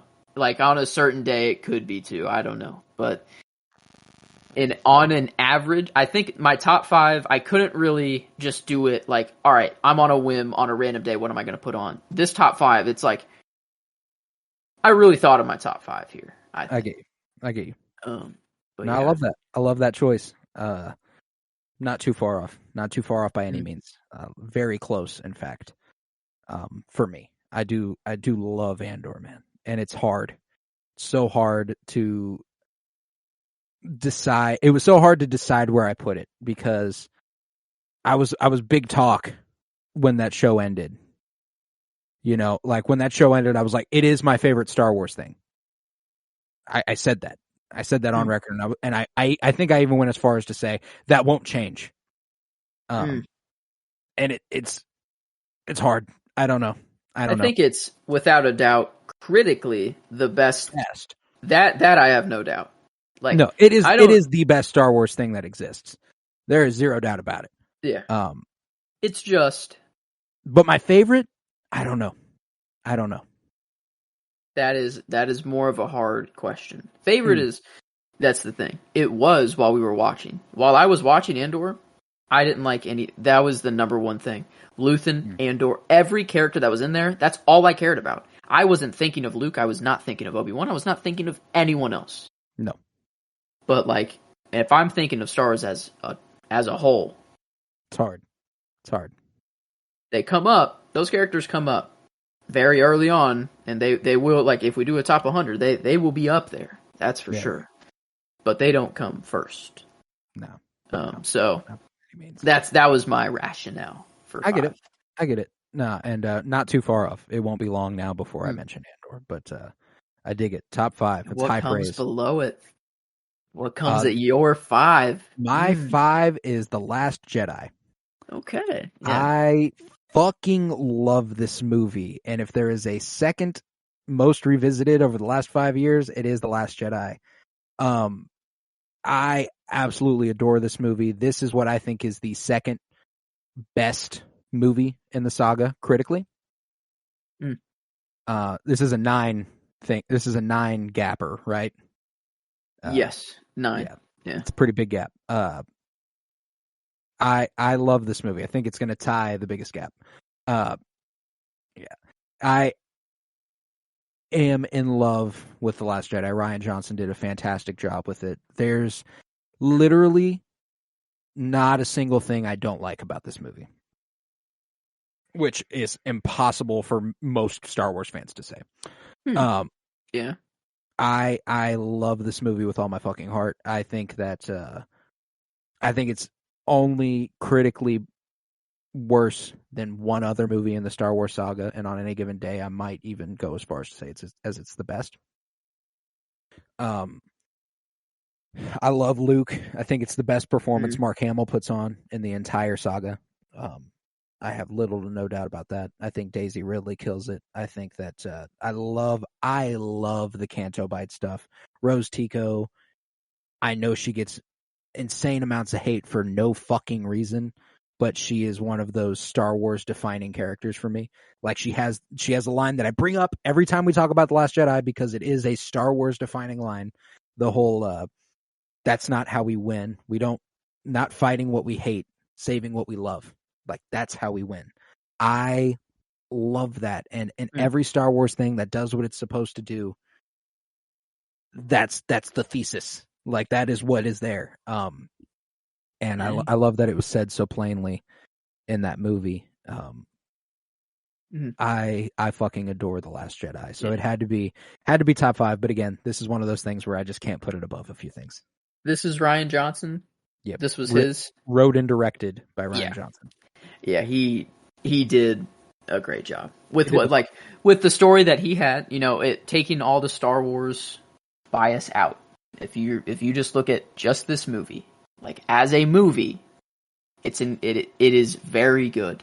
It's it insane. is and you cannot say otherwise. Like that. I remember That's the sitting thing. in that fucking theater when Snoke's going, he turns his saber on his true enemy, and he strikes true. And then, like the face he makes, oh my god! Like I remember being in the theater just like giddy, just like, oh my fucking god, yes, like the amount of expectations that moment subverted. And I know that doesn't make a thing good, but it made it awesome. I mean, I had zero. I had no inclination that Snoke was gonna die. Like it zero. was like, oh my god, he's dead. And then we get like that fight scene that epic. Kylo and Rey, epic, dude, right there. Holy fuck. Whole part, dude, burning like that the red of the fucking movie. I know we talked about Luke's part a lot because it deserves it. The end where Luke comes to save the day, his last interaction with Leia. Oh my god, I love it. The fact that he sets the fake dice in her hand, letting her know he's not really there. Like she knows he's going out. She knows that's it. They kiss goodbye, and she's like, his last moments are saving us. Outstanding. Every word of what you just said is wrong. Outstanding. Like, I love the end of that movie, but that part, bro, every storyline is coming to its absolute fucking peak at that moment. Kylo fighting alongside Rey. Right after that, Amilyn Holdo destroys the fleet. Damn. Right after that, Finn has the fight with Phasma. That is the series of events in that movie. That's just absolutely fucking insane. And talk about one of the coolest shots in Star Wars history is the silence. Lights. The silence in that theater, bro. You could hear a fucking pin drop in there. I am in love with that movie and the way it makes me feel. It's just so.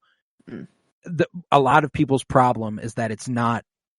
It doesn't feel like it doesn't feel like what Star Wars is supposed to feel like, and I can't disagree more. Like I feel like I think it did to Star Wars what Andor did, but included the real Jedi stuff. Like it was just that plus the shit that made Star Wars. And I think it took risks. I think it knocked them out of the park, and I think one day it will be heralded as one of the best Star Wars movies when everyone gets the fuck over it. I love it. I love The Last Jedi. Okay. So that's at my 5. Awesome. Okay. And one last little thing. A lot of people are always like, well, why wouldn't they just do that before and just go through light speed and through everything? And it's like, well, no one did it before. We had Star Wars movies before that, and it didn't happen. The writers at least didn't. They didn't put it in. So, I don't know, Rian Johnson thought about it. He fucking put it in his movie. It's badass. So think about it that way. Cool. Instead of like, oh, well, why hasn't it been done before? That makes so much sense. No, you got it here. So that you're saying that it's badass by saying that it should have happened before. Yeah. So now it's possible. Like, and I like the way that they justify it in the next movie, like being like that was a 1 in a million shot. Like she had exactly the situation she needed to be in. She did it, and that's it.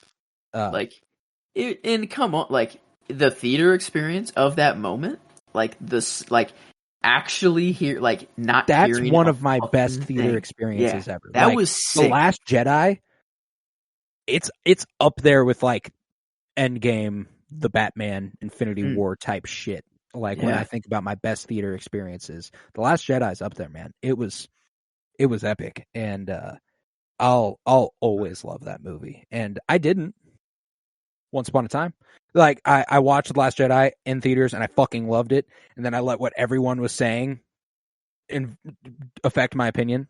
Yeah. Which, I was a malleable mind. I was 17. It's fair. I heard a bunch of people who I thought were smarter than me say things that made sense, and I was like, oh yeah, you know what, maybe it's not that good. And now I look back and I'm like, I disagree completely. Once you can start to think for yourself, and you can start to form opinions on your own, changes everything for you, and it's glorious because I love The Last Jedi now. I love being able to think for myself. It makes me very happy. Nice. So I love The Last Jedi.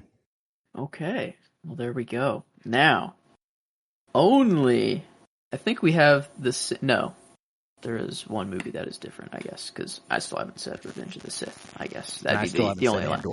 But so those would be the only ones. That's it. But these last movies, man, it is hard to differentiate them. And like, if you ask anyone what's the best Star Wars movie of all time, everyone says it's Empire Strikes Back. Out of my favorites, it is my number 4. Like, if I'm gonna pick out a Star Wars movie, I don't know. Like, it is still number 4, and it is still in this top tier of Star Wars. Like, I'm not saying that Empire is so much worse than these last 3 movies. Like, there's a reason people say that it's one of the critically best movies of all time, you know, or it's like, it is Empire Strikes Back, and it has that reputation. But for me, I just like the events that happen in the other movies a little bit more. Yeah, I get that. And that's literally that's what it comes down to with these movies. These last 4 is that all of them are on the same level. It's just what happens in these movies specifically, and what scenes do I like more here? And it just so happens that Empire falls at 4 for me. I dig that. Again, not very far off by any means. But this is where I have my last original trilogy movie. This is where I have A New Hope. And again, same exact shit as you. Like, these 3 movies, I fucking adore all of them. They are my favorite movies of all time. Like, if we do a top 100 movies, all 3 of these movies will be in the top 6. You know, like, they're all fucking outstanding to me. Like, I love these movies with all my fucking heart. And but like you said, the events of the movies, I love A New Hope, and it is what set the bar. It is what kicked it all off. But I just like the other 2 more. I think I enjoy watching them a little bit more, and it's incrementally more. It's like itty bitty bit more. But A New Hope is a special movie, dude. It's epic. The fact that Darth Vader is just a fucking guy in it, you know, like, I know he's powerful, and he has the power of the Force on his side. But he wasn't no idea who he is, though. Nope. You know, he's just a guy. Yeah. He's just, and in fact, he's not even the biggest threat in the movie. You're like, Tarkin is more evil, it seems, in that movie like, than anyone Darth else. Vader's kind of just like the Boba. Yeah, kind of at that point. He's just kind of like a bounty hunter, like, for Palpatine. Really, is like kind of what it seems. But a very powerful one at that. But yeah, no, my 3 is also. This is, well, not also. But I have A New Hope here as well. And you're right, like, these last 3, they are like, this is the first Star Wars movie to ever come out, and watching this movie modernly, it blows my mind, like, when I watch it, because I think to myself, they made this in 1977. Before 1977, I guess. It came out in 1977, so, like, right. like, they did this, like, I don't even want to, like, it's so complicated. The things they had to do to get the shots they had, the things they had to create, like, to physically build, to do the matte paintings for it, like, it's just insane. Marvel. It is insane. And it took someone like George Lucas to do, I guess. I don't know. But I am so glad that it happened. Because a lot of this movie is responsible for a lot of change in Hollywood. Forever thankful. Yeah. So A New Hope, even though it is 3, it is probably one of the most influential movies of all time. It's probably the most influential movie on modern Hollywood that there's ever been. Trying to think of there's not one. You won't be able to think of one. It is the most influential movie on the modern landscape, because not only did it, like, I know that there were franchises before it. You know, Godfather and Godfather Part 2 came out before Star Wars, and several other movies with sequels came out before it. But the big epic spectacle of a franchise had not really happened. You know, like Star Wars is what makes that happen. And like we don't have an MCU without Star Wars, I don't think. Like there are giant epic things that I don't think we have without Star Wars. We don't have Pixar without Star Wars.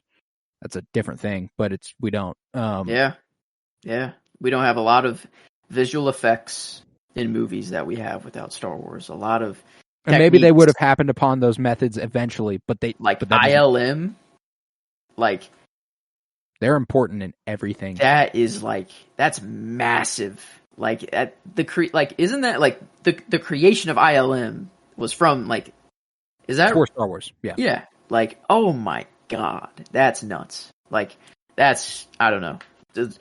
For what they did in 1977, it's insane. And the movie itself is like, that's the thing. It's a marvel just for how they even made the thing in the first place. But the story itself is actually that good too. Like, you know, THX. Yeah. Star Wars. Jesus Christ. Like, because the first movie George Lucas ever made was THX 1138. And that's the sound design.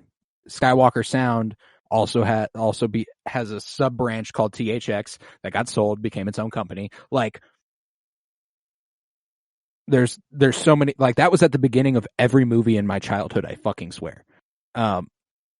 All of Pixar movies, THX at the beginning, every time. Wow. But yeah, man, it's a special franchise. It was trend setting. My number 3 is Empire. So we had the same 4 and 3, just in switched order. It was hard. I've had it in my mind for years that Return of the Jedi is my favorite Star Wars movie, and only recent, like within the last couple months, have I begun to go, is it? It is. It still is. You know, I still have Empire below it. But I fucking love Empire. Empire is the only one that gives it a run for its money for me. A New Hope does too, but not to the same degree. This is where we start getting into the, like, how much quality affects my preferences. Empire is easily the best movie in the original trilogy. I have zero doubts about that. Yeah. It's the only one that I think is better than The Last Jedi critically. Irvin Kershner's direction is insane. The introduction of Lando Calrissian, outstanding. The opening on Hoth, incredible. It's Hoth, if you will. some would say. Some would indeed. Boba Fett, the introduction of Boba Fett, like, dude, Darth Vader stopping a blaster with his hand. Yeah. That I don't know. I didn't really notice that. I guess shit. Yeah, just doesn't even like deflect it. He just tanks it because he knows he doesn't have a hand, which is just badass. Leia and Han's relationship bearing fruit finally in this one. Like, I know. I love you. I know. Chewie, you got to take care of her you got to take care of her now. You got to take care of the princess. Like, that's like that whole scene is just one we are so inherently familiar with as Star Wars fans, but it's so fucking good. Man. From a critical standpoint, like when you like take a step back sometimes and just remember how great the performances are and how great the lighting in those scenes, the orange and blue, like, oh my fucking God, dude. And I guess at that moment they don't know that Han gets unfrozen, you know, like that he eventually, he thinks he's dead. He thinks he's done. That's like, it. That'd be nuts to watch Empire, like, you know, there are theaters and not know. It'd be nuts to watch Empire. Whoa. For the first time, not knowing what's going to happen. Well, yeah, I guess some of the biggest plot twist in the history of film is in the movie. Fair enough. No, yeah. I am your father. That's it. The main, I don't know. When you ask me what superpower I could have, the ability to just forget information. But select Selective, information. forgetful. Selective forgetfulness. Oh my god, to be able to experience just Empire alone for the first time again. Oh my god. Like, I could experience all of Star Wars again, but not forget that I hated it. Or I could forget that I hated it, but experience it all again and then remember, like I don't know. That's why I think it's a very selfish superpower. But to experience a moment like this would be insane. I am your father. Because we will never get that. We knew going in. The Force is with you, fully young going in. Skywalker. Oh, but you are not a Jedi yet. That's one of my favorite line deliveries in all of Star Wars because James Earl Jones hisses the end. You are not a Jedi yet. It's so fucking good. I eat that shit up, man. And yeah, it's Vader's best film as far as not character development, obviously, but characterization, like getting to know who Vader is. It's Vader's best film. I think it's everybody's best film. And that's what you get when you get like a truly critically fantastic movie. All the characters shine in a way that I think you just can't say for other movies. Like it's so fucking good. But yeah, so I have Empire at 3. It is special. But man, these last two, I was debating on where they fall. And I think maybe the more I do watch Revenge of the Sith, the more that it will fall. I haven't reached that yet, though. I have not. It is the childhood movie that I grew up. That is, I bet it's my most rewatched movie of all time. Well, it's either this or Spider-Man, 1 or 2. It is one of those 3 movies. I don't know which, but it's up there. Revenge of the Sith is up there. And I don't know. I couldn't put it anywhere but 1. So my 2 is Return of the Jedi. But more of an all-time answer. It's number 2. You asked me my favorite Star Wars movie right now. I'm going Return of the Jedi. That's the movie I'm popping on. Right now at this moment, this instant. It is the best casual viewing in all of Star Wars. Yeah. But the Ewoks, oh my god, I love them. I love those little fucks. Luke at his prime. I mean, whenever that saber gets ejected out of R2, and you get, I don't know. I don't know how many times, at my Nana's pool, they have his diving board. It's a lot bigger than normal diving boards. It's not like the little one that's really close to the water, and you could hang off the water. And I was as a kid, I was short enough where my feet would not hit the water at all. And I would try to do what Luke did and fail every single time because I'm not a Jedi and I can't pull my entire body weight up as I'm falling down. But I tried that shit, Luke, that was the coolest, I wanted to be Luke so bad, and that's the Luke I wanted to be. I wanted the green lightsaber Luke. That's how we would always talk. Me and my brother, if we had lightsaber battles, it was no, I'm the green lightsaber Luke. And it's okay, we'll all be, my brother was Anakin every time because he was just a psycho, and he was Anakin in real life. Pretty much. He was a psycho. So I always had to be the one to either be Obi-Wan or somehow, it'd be Anakin as not Darth Vader fighting Luke. But yeah, I don't know. It's Return of the Jedi is just, it's so much fun, and it's Luke. I love Luke there the most. My just favorite movie right now is Return of the Jedi, but all time, I cannot say that it's not Revenge of the Sith for number 1. I just couldn't. Maybe if you ask me in 5 years, maybe. That's how long I think it'll take a while still, for me. But yeah, I guess there's my 1 and 2, I guess. But yeah, there was only 2 movies left, I guess, for me. But are you stuck? I had to. I was forced to make a change. Thought about it. And I couldn't do it. Last second change? I couldn't do it. Okay. I had Andor at 1. Wow. I couldn't do it. I couldn't bring myself to say that. Same thing as Revenge of the Sith, though. Right now, my favorite thing in Star Wars is Andor. I have zero doubt about it. Like, it is easily the best thing Star Wars has ever done. I have no doubt about that. And it is my favorite thing at this very second. Mm-hmm.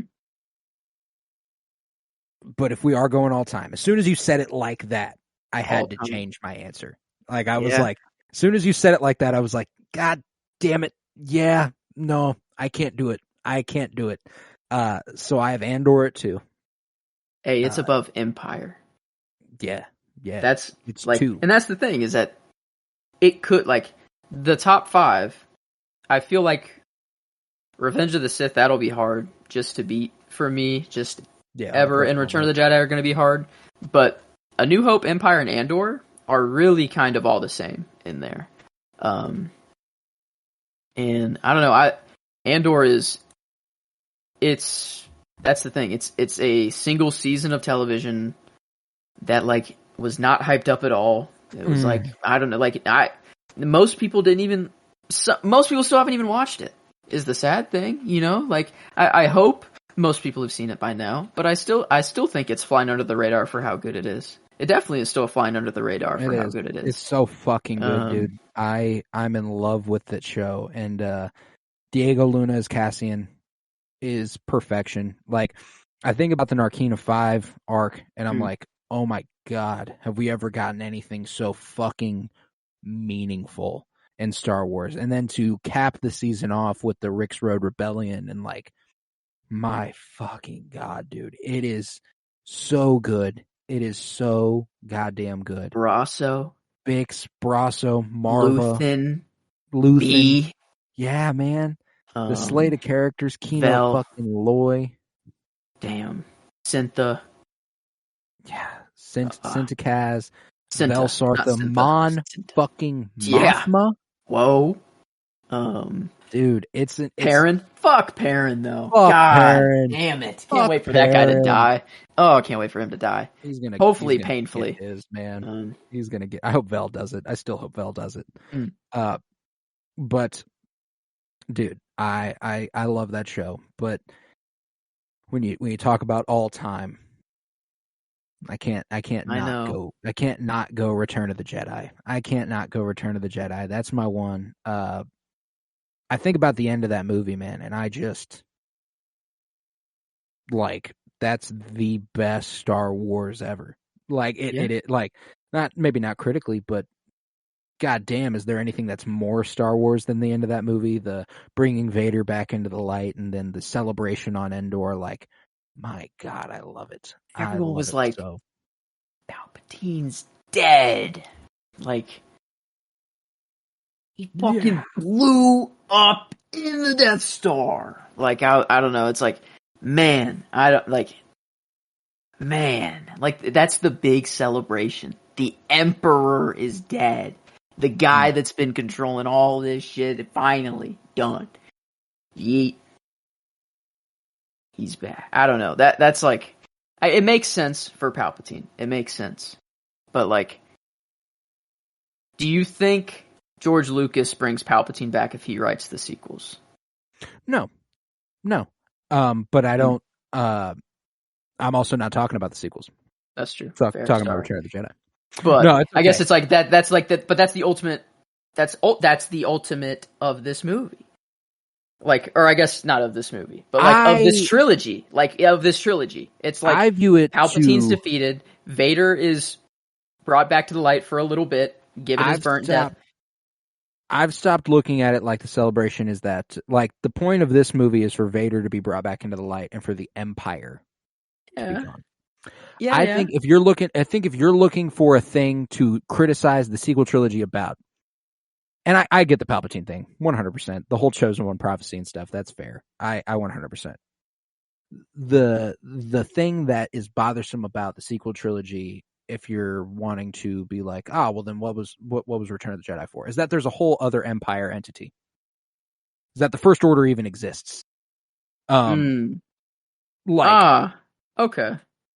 There's another galaxy-wide Imperial force that's decided it's going to rise up, and now we're doing that's this. True. Like, that's true. Even if Palpatine's not there, it's still the same. Someone's going to take his place. Yeah, someone's going to take his place. Yeah, you're right. Yeah, no. So that's like, it's, if you're looking for an overarching evil that has resurfaced and kind of negates the events of Return of the Jedi, it's the fact that there is another Empire level threat at all. That's a good way to put it.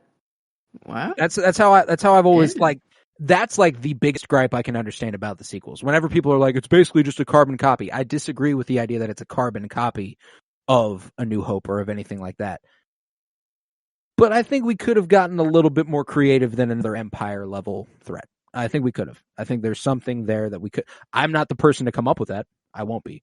But I think there was something there that we could have done a little differently, and still had all the elements. Jedi, man, I don't know. Was Return of the Jedi your number one? Like, when did it become your number one? I would say probably about 4 or 5 years ago. Yeah, it hasn't been like a long standing. Nope, not a long. I guess of my life, but it is, because that's the thing. I think I was mainly just like Revenge of the Sith or A New Hope. Those are like the two. For so much of my life, I was not pretentious, but it was the prequel trilogy, because those movies were easier to watch. They are better to look at. And they were made for us. We were the target audience for those. So yeah, exactly. Like for my entire fucking life, the prequel trilogy was the Star Wars I went to. So I'm not exactly surprised that it took forever for this to I've become an original trilogy fucking lover within the last 5 years. That's when that shit oh my god, I love the original trilogy. The original trilogy is peak Star Wars, and it's only because I've gotten old enough to appreciate older movies. And Return of the Jedi, I mean, I'm in love with it, dude. I will forever love that movie. Han and Leia ending up together there at the end of the movie. I love Luke learning that Leia's his sister and then talking to Leia about it later. And I guess I always knew, I think it's exceptional. It's just so fucking good. I love Endor, the forest moon of Endor, I should say. Everything that happens there, from those Ewoks outfits, finding Leia. The outfits are that come out of that. Oh, dude. And I don't know, just the way the Ewoks just slow. I don't know. It's like they're going up against the Empire. These little itty bitty. They're throwing rocks. They're throwing I don't know. It's it is so much fun. That movie is just fun. But all time. I don't know. Yeah. That's weird how we both have an all time one and then a right now kind of one. Yeah. But yeah, I don't know. I think I feel good about it. And it feels right. I wouldn't have felt right. I don't feel like I need to make any changes. No, I think I'm good here, especially for today. Who knows what tomorrow might bring? But yeah, let's go ahead and give a rundown one last time. I'll start, and we can. Do you want to break them up into tiers? Do you want to give what would your top tier be? Yeah, I think definitely the 1 through 5 is strong. That is the top tier. But there might even be Revenge of the Sith and Return of the Jedi are just a different. Those two are just, I don't know. I feel like that would be the first tier, would be 1 and 2. And then another one would be at 5, but then I wouldn't really have it. The rest are kind of on their own, kind of. It is kind of I feel. Yeah, here I'm gonna force some tiers into this thing, even if I don't necessarily see them. I think I'm gonna go ahead and make it happen. Okay. Yeah, I I have a 1 and 2 tier. I have a 3, 4, 5 tier. And then I think I have just one. Yeah. Right there. And it ends at 15. Wow, that ends like at 5. That's really weird. But Yeah, I have 5 tiers, I think. 1, 2, 3. So I have 4 tiers total for me. Yeah, my top tier would be my top 4. It'd be Return of the Jedi and or Empire and A New Hope. But what's your top tier? My top tier is just Revenge of the Sith and Return of the Jedi. My top 2. I dig it. My second tier is The Last Jedi, The Mandalorian, Rebels, and Rogue One. My next tier is A New Hope, Empire Strikes Back, and Andor. My third tier is The Phantom Menace, Revenge of the Sith, The Force Awakens, The Rise of Skywalker. This one, it's a little chonky. This one is, I feel like all of these things, they could go, like, each one of these could hit. Like, I feel like that's what the tier is like, on a given day, it could rise to this limit, or it's like the floor and ceiling for all of these. Yeah, for every tier. That's kind of how it works for me. But, so this one's kind of chonky, but I got The Phantom Menace, Rogue One, Mandalorian, Rebels, Rise of Skywalker, Attack of the Clones, The Bad Batch, The Clone Wars, The Last Jedi, The Force Awakens, and The Book of Boba Fett is where it would end. I dig it. And then I'm going to go ahead with my fourth tier, and it's going to be Obi-Wan Kenobi, The Bad Batch, The Book of Boba Fett, Solo, The Clone Wars TV show, Attack of the Clones, Tales of the Jedi, and Visions. And then mine, I guess if you include the ones I haven't seen, I don't know if that's fair, but it would just include the ones that I have seen would be Tales of the Jedi, Visions, Solo, and Obi-Wan. Gotcha. My bottom tier would be the 2 you haven't seen, so we'll go ahead and leave those out. So there we go. Yeah, those are the tiers. But man, what a fucking goodie that was. I'm satisfied. With my ranking.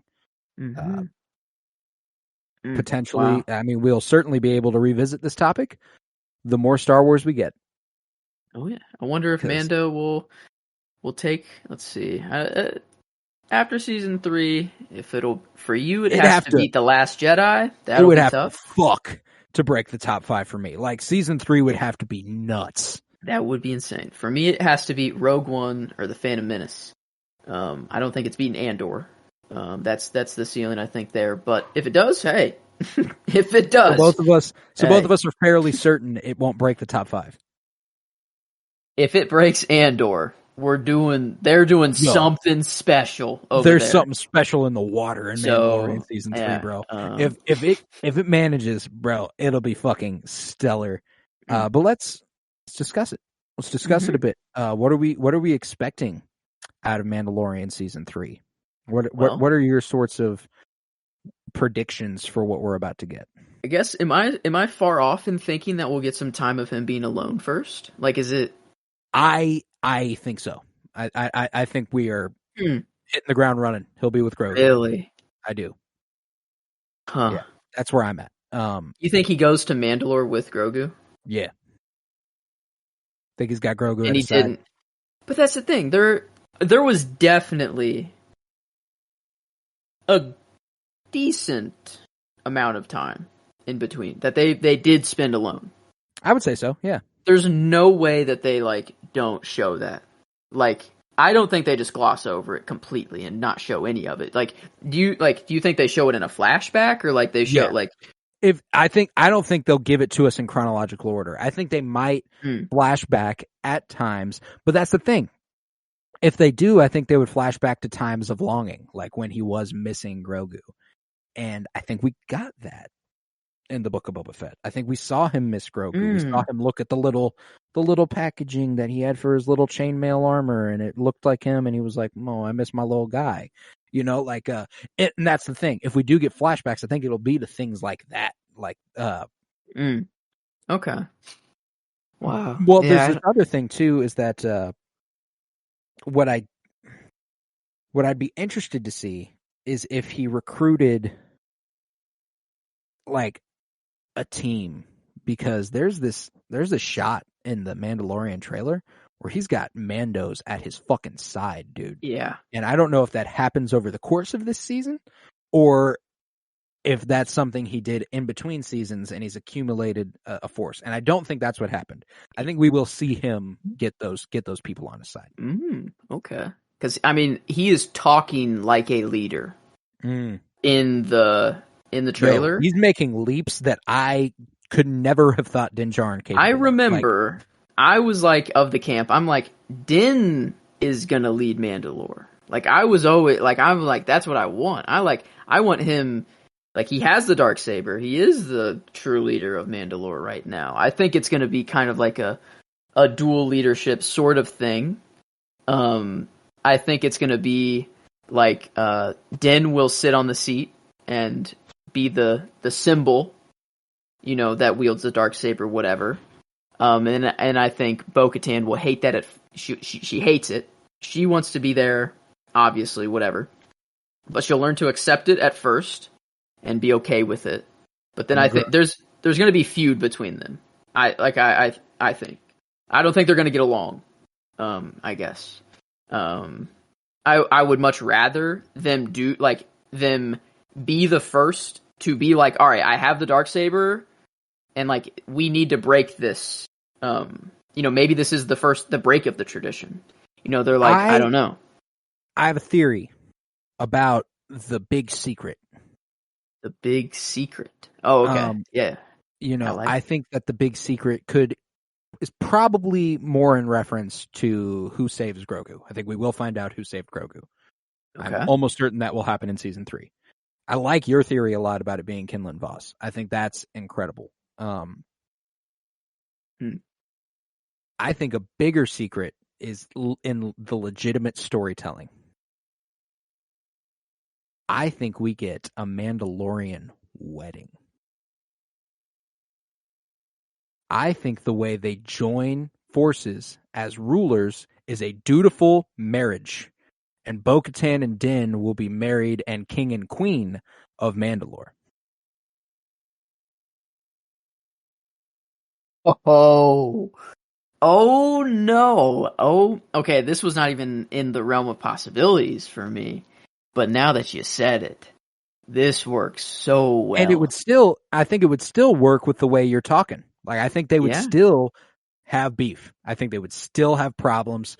But I think it's a way to solve the problem for now. And then the resentment starts to set in. And it's like, I could see Din agreeing to a proposal so that she is the true ruler of Mandalore. But then he comes into his own a little bit as a ruler and starts taking charge a little bit. And she's like, this wasn't the fucking deal. Maybe Din just gets an actual following from the people. You know, or like he's they the just one with the Darksaber. Like, I guess it might. It's just history's gonna repeat itself. There's just gonna be different factions of of Mandalorians again, and then they're gonna fight, and then they're gonna try to take their claim and everything. And then I don't know, maybe that's how you get Sabine back in here, and it's like, hey, I've been through all this shit before. You don't want to go through it again. Trust me. Like all this different houses and all this stuff. Like, please, I don't know. Maybe that's how. There's some tie-in with Ahsoka and Sabine and all that. Possibly, I don't know. But, I really like the idea of them getting married. That's cool. Because it solves many things. It's like many of their problems. And that would be, I think, in the eyes of the Mandalorian, like that's okay. They wouldn't be okay with Din passing the saber on to Sabine peacefully. There would be a war. To Bo-Katan peacefully. There'd be a war started from that. Yeah. But this way, probably still start a war, but not immediately. Could be a little bit more long-standing. No, yeah, and I'm not even sure 100% how much I believe in it, but I think it would be a good way to solve their problems, at least in the short term, and then try to figure things out later. You know, because his priority at the beginning of the season, I don't think is going to be ruling Mandalore. He's going to atone for his sins. He's going down there. He's going to the mines, and he's going to get connected to the planet. And I think as a result of that, he will go, oh, maybe I could do this shit. Like maybe I could be king. Like I wonder what's going to be down there. I think he's making leaps and bounds in his perception of himself and how powerful he thinks he can be. Like not in a cocky way, but like recognizing how worthy he is of it. Like I think like he'll atone for his sins, maybe even recognize how dumb it is that he has to. I sure hope that's the route they go. I hope they go. He realizes. What did the armorer tell him that he had to do? He like had you had to go to Mandalore to, and did she specifically say the thing that he had to do, or he has to go to like like underneath the ground to like the waters, the water. I can't remember exactly. It's like the mines of Mandalore and like cleanse yourself in the waters, and it's like I think my other big prediction is that he rides a mythosaur. He finds a mythosaur down there, and maybe he doesn't even recognize that he can be king. Maybe he comes to the surface on a mythosaur, and they're like, and everyone's "Oh yeah, that's the fucking guy." He has a darksaber, and he's riding a mythosaur on Mandalore. So, yep, that checks out. That's pretty. Yeah, that's pretty easy there. I don't know. He's talking way too much like a leader for him either not to be getting into that role or that he is in the role already and someone else has to do it. You know, Bo-Katan doing it with him maybe. But he like, I don't know. I'm interested in what's down there. Like, what could be down? Like a mythosaur just chilling down in I don't know, just chilling there. And I'm just trying to think of like what Din's gonna do down there. You know maybe he finds some of the history of Vizsla, Tar Vizsla. And maybe I don't know. Maybe there's some Tar Vizsla history down there or something. I don't know. But no, why would there be Darksaber history? I guess it is. Could be carved into the walls or some shit. Well, it is I mean, I don't know. I guess if you go to a place to atone for your sins for being, being a Mandalorian, I would assume it's probably a very religious-ish thing to them. Like this is. I don't know. You have to keep in mind that the Mandalorian he's being sent there by is not your typical Mandalorian. Yeah, he's a cult leader. Yeah. So is it just a cave, or is it actually like a? Do you think it's more of like a built structure that they have down there? I don't. I think it'll be more like a general cavern. Okay. Like I think he'll go deep enough and he'll cleanse himself in the water, and he'll be like, "Yeah, dope. I'm all good." My Mandalore's concern with the season. What's that? Like Mandalore got blasted, destroyed. So like, in the like, he picks up some Mandalorian helmets that like look dusty and all dusted over. Is that on the surface that got blasted, or is that in the caverns? Because why would there be Mandalorian helmets down in those caverns? Like what? Why would there be empty, seemingly from dead Mandalorian? Or is that maybe just where you retire your armor? I don't know. No, yeah. Like my money is that's on the surface from the Night of a Thousand Tears. Like that just never got cleared up. Because I guess I'm more of the mind that there's some structure down there. There is something. Maybe not big, but just like a little fountain or like some like little baptism, for lack of a better, just to wrap it. Like I think that it's like just a little baptism pond thing found in like it looks natural but still built-ish, if that makes sense. And I think like I don't know how the crap a mythosaur is going to come into how the crap, where does that come into play? And like and then what does that mean? Does he just have a myth? Like, where does it stay? Is it like connected to him and like he is like now will ride him wherever he goes on Mandalore? Or like, is it just like a one-time get out of the caves, I'll drop you off, now I'm going to go back to my home? Or like, I don't know. I could also see Grogu like bonding them through like the Force. That could be cool. Oh, I Being like, see. oh, you the homies. doing a little Force bonding thing. I don't know that that's possible. I don't know. But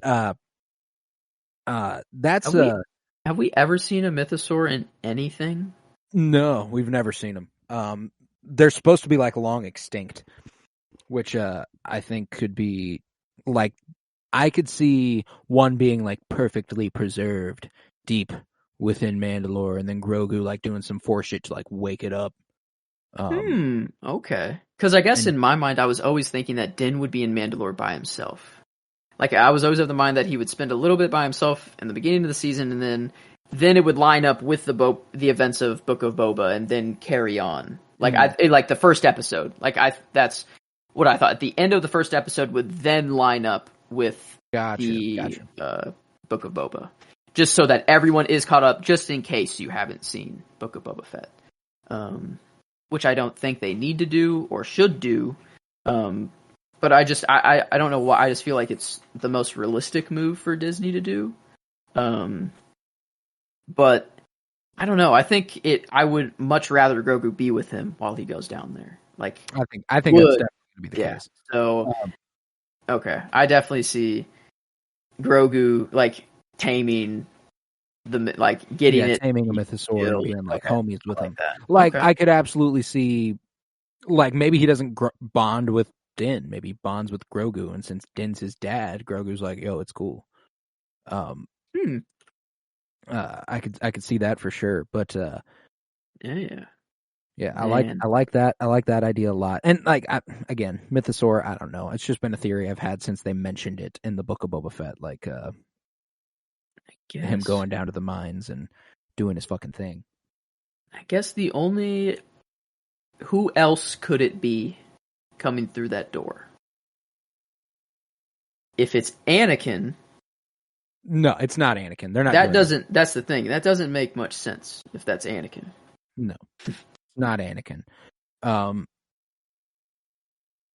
What we've already seen a little bit further into the flashback with like clone troopers actually busting down the door. In the Book of Boba Fett, don't we see that? Like, don't we see him get approached by a clone trooper? The thing is, clone troopers get killed. And then it's whoever came behind them. And that's right.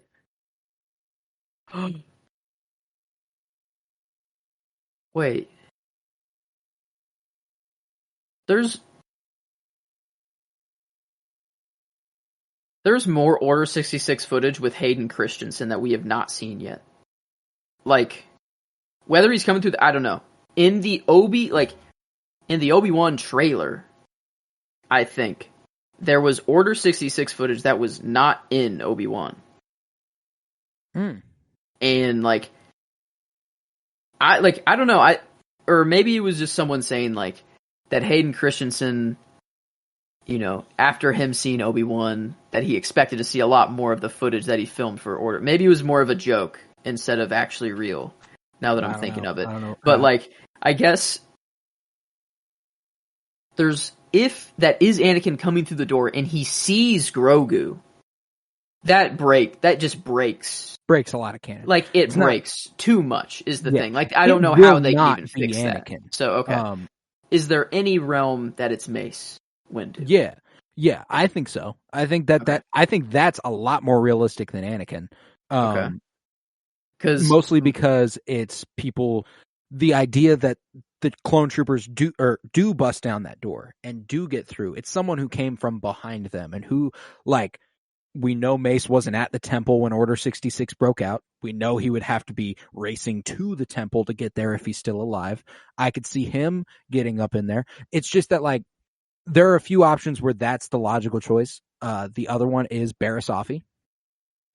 Since it is right outside Barriss Offee's, like, quarters, I can imagine her being on Coruscant, seeing the Jedi Temple get burnt down, and going, oh, I have to go check what's going on there. I could see that.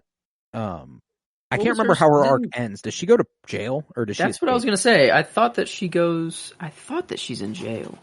She might be in jail. So if she is in jail, it's probably within the Jedi There's- Temple. Eris Buffy. I guess let's see. See if I don't know. It's gonna probably be. I don't know where it would be in the wiki. I guess. No, I think she but- goes to jail. She goes to jail. But then maybe Luminara Unduli, Barasafi's master. See her racing to the temple because she's confirmed to have lived through Order 66 and then apprehended by the Empire later on. So I could see There's that. actually a lot of people that it could be. There's a lot of possibilities. Yeah. The other possibility, this is probably the most far out prediction I have, is that very shot in the trailer of someone trying to break down the door. Why is someone trying to break down the door? Like, why is that the teaser when we already know clone troopers break through the door? It looks more like High Republic aesthetics and very, very old Jedi Temple stuff. What if it's a flashback to Tar Vizsla with the Darksaber breaking down the door, and it's a Mandalorian Jedi flashback? It's a flashback to the Mandalorian versus Jedi War.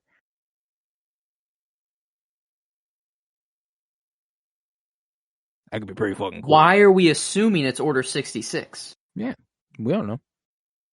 Just because we see lightsabers up in the temple, it's not the only time the temple has been attacked. No, surely. I'm assuming, right? Like, yeah. Oh my god! In the shot, is it? But it's from the low view. Like the shot, It's like no, and from that's the why I'm eyes saying of it's a long Grogu. shot. Like I think it's much more likely that it's Grogu and that it is the Order 66 flashback. But I'm saying like it like there could be a little bit more of a fun explanation here, a little bit more fun stuff to get into. And that could just be a misdirect. When did Yoda? Like, when did he join the Jedi? Like, was he a young little thing like Grogu? Like, was he a youngling? Like, what if it's his vision? That could be cool. You know? Like, if it's High Republic era, well, how old is Yoda in High Republic times? He's definitely there. Like he's like 600. So he wouldn't be baby. No. The view, I guess they're leading us. They're definitely leading us to believe that it's from the eyes of Grogu. Yeah, and I think it is. I have no doubt. Because it's the same four Jedi, right, that are standing there that were guarding Grogu. I think so. You're right, though. But clones were there. That's important. Clones broke down that door first. It's going to be the exact same as what happened in Din's origin, where a droid stood over him and was about to fucking kill him, and then he got saved by a Mandalorian, except he's going to get saved by a Jedi. A Jedi is going to lop off that clone trooper's head or stab him through the chest or something. So you think that, or wait, the people we see come through the door first are clone troopers, and that, or you're saying the clone troopers have already broken in, and the door is, well, no, because I guess the door is already down. So the clone troopers, so that is the clone. Okay, you're right. Yeah, we literally see. Yeah, we know clone troopers break through the door, but that is when Grogu gets saved. There's no way around that. Because I think we go as far as to see a clone trooper basically get in the same position over Grogu as the super battle droid that got over Din. So those Jedi all die there in front of Grogu. Almost certainly. By the clone troopers? I'm assuming, yeah. Just overwhelmed by their numbers. 4 Jedi, yeah. 4 Jedi? They'd have to be overwhelmed by, like, how does that one Jedi that comes in to save him attack from behind? So I guess, I don't know, I'm just trying to think of like how it goes down. Like, no, yeah, logic will get you fucking killed out here. Yeah, I know. It's like, so I guess it would be more of like, I see clone troopers entering the room, they kill the 4 adult Jedi, and then they all like kind of surround Grogu. They don't shoot immediately because it's like a kid. But then like one steps forward because it's still following orders, you know, and then it's like about to shoot Grogu, and then that trooper dies, and then all the ones around them die soon after that because it's a badass Jedi. I'd say, like, is that like? Because I'm assuming a lot of troopers are gonna have to enter this room. I don't think it's one. It's not like one or two troopers that are gonna come in here and just kill 4 Jedi. I don't know. Like, yeah. I guess there's because I'm just trying to think if there's just like any shred that like maybe Grogu isn't seen in the room and it could be Anakin, but he doesn't know that Grogu's in there and he just wipes these 4 Jedi out like they're nothing and leaves the room. You know, like, is it literally that simple? Is it the clones come in first, but like they come in with Anakin? Like, I need to check out the. I'm gonna click on the Book of Boba Fett's the scene because I need to see it to be for sure. To be able to tell you any of this is even valid because I'm pretty sure I remember stormtroopers coming up on him and stuff. Yeah, I mean, okay, so in the at least the season 3 trailer, we just see the door and then the 4 Jedi. That's it. But in book, there were. We saw clones shoot. We saw those Jedi die, right? Yeah, we watched those Jedi die at the hands of clone troopers. I'm watching that right now. Yeah. So there's 3 Jedi also important. What? That's interesting because there's 4 in the trailer. It's a different clip in the trailer. It's got to be. It's a different setting. What episode of Book of Boba is it in? Season 1, Episode 6, 13 minutes and 30 seconds in. Season 1, Episode. Because you're right with this room in the trailer looking a lot more High Republic. Like it... 15, actually. Book of Boba, where? There you are. Episode 6... And the time, one more time, sorry. 13 minutes, 15 seconds. All right. And... Okay. Wow. Yeah. And there's a ton of fucking clone troopers there. Okay. Wow. Why are we just so quickly assume that it's the same shot? Like... I guess because in our minds, it's just like, if we see Jedi in defense mode in the temple, we just automatically think Order 66. Mm-hmm. But, like, that does not necessarily have to be Order 66. Yeah, and then within sight, we see about 8 or 9 Jedi. Dude, that corridor is so much longer in the Book of Boba Fett. Like, it's a corridor, but in the trailer... It's not even close to the same room. Like, I mean, the lights are different. The shot in Book of Boba, it's from the floor. It's from Grogu, like Grogu for sure. Mm. This shot in the trailer's actually not that low. Yeah. At all. I think it might be a different fucking clip. Wow. They really played us so hard. Just because I have not heard anybody say that it's a different shot. Like, I have heard everyone's like, who is it coming through the door during Order 66? Like, that's what everyone is saying. Wow. Dude, what the F? That'd be really sick if it's Paz Vizsla. Like... Yeah, Tar Vizsla. Or Tar, sorry. Like, that would be... If you got that, that'd be nuts. Wow. Yeah. Dude, 4 Jedi here, 3 in the Book of Boba. Like, I guess 1 could have died, I guess, from the clones running in. You know, I guess, because in the trailer, the clones are not in, but in the Book of Boba, they are already in there. But, I mean, this room, like, I'm trying to... Like, I'm going back and forth between them. I mean, man. That is not the same room. nor. Oh, but that's the thing, is that the Jedi do look very similar, but all Jedi have ponytails and long hair. Okay. No, it's a different shot completely. I'm of that mind now. Yeah, no, that's Wow. That's insane.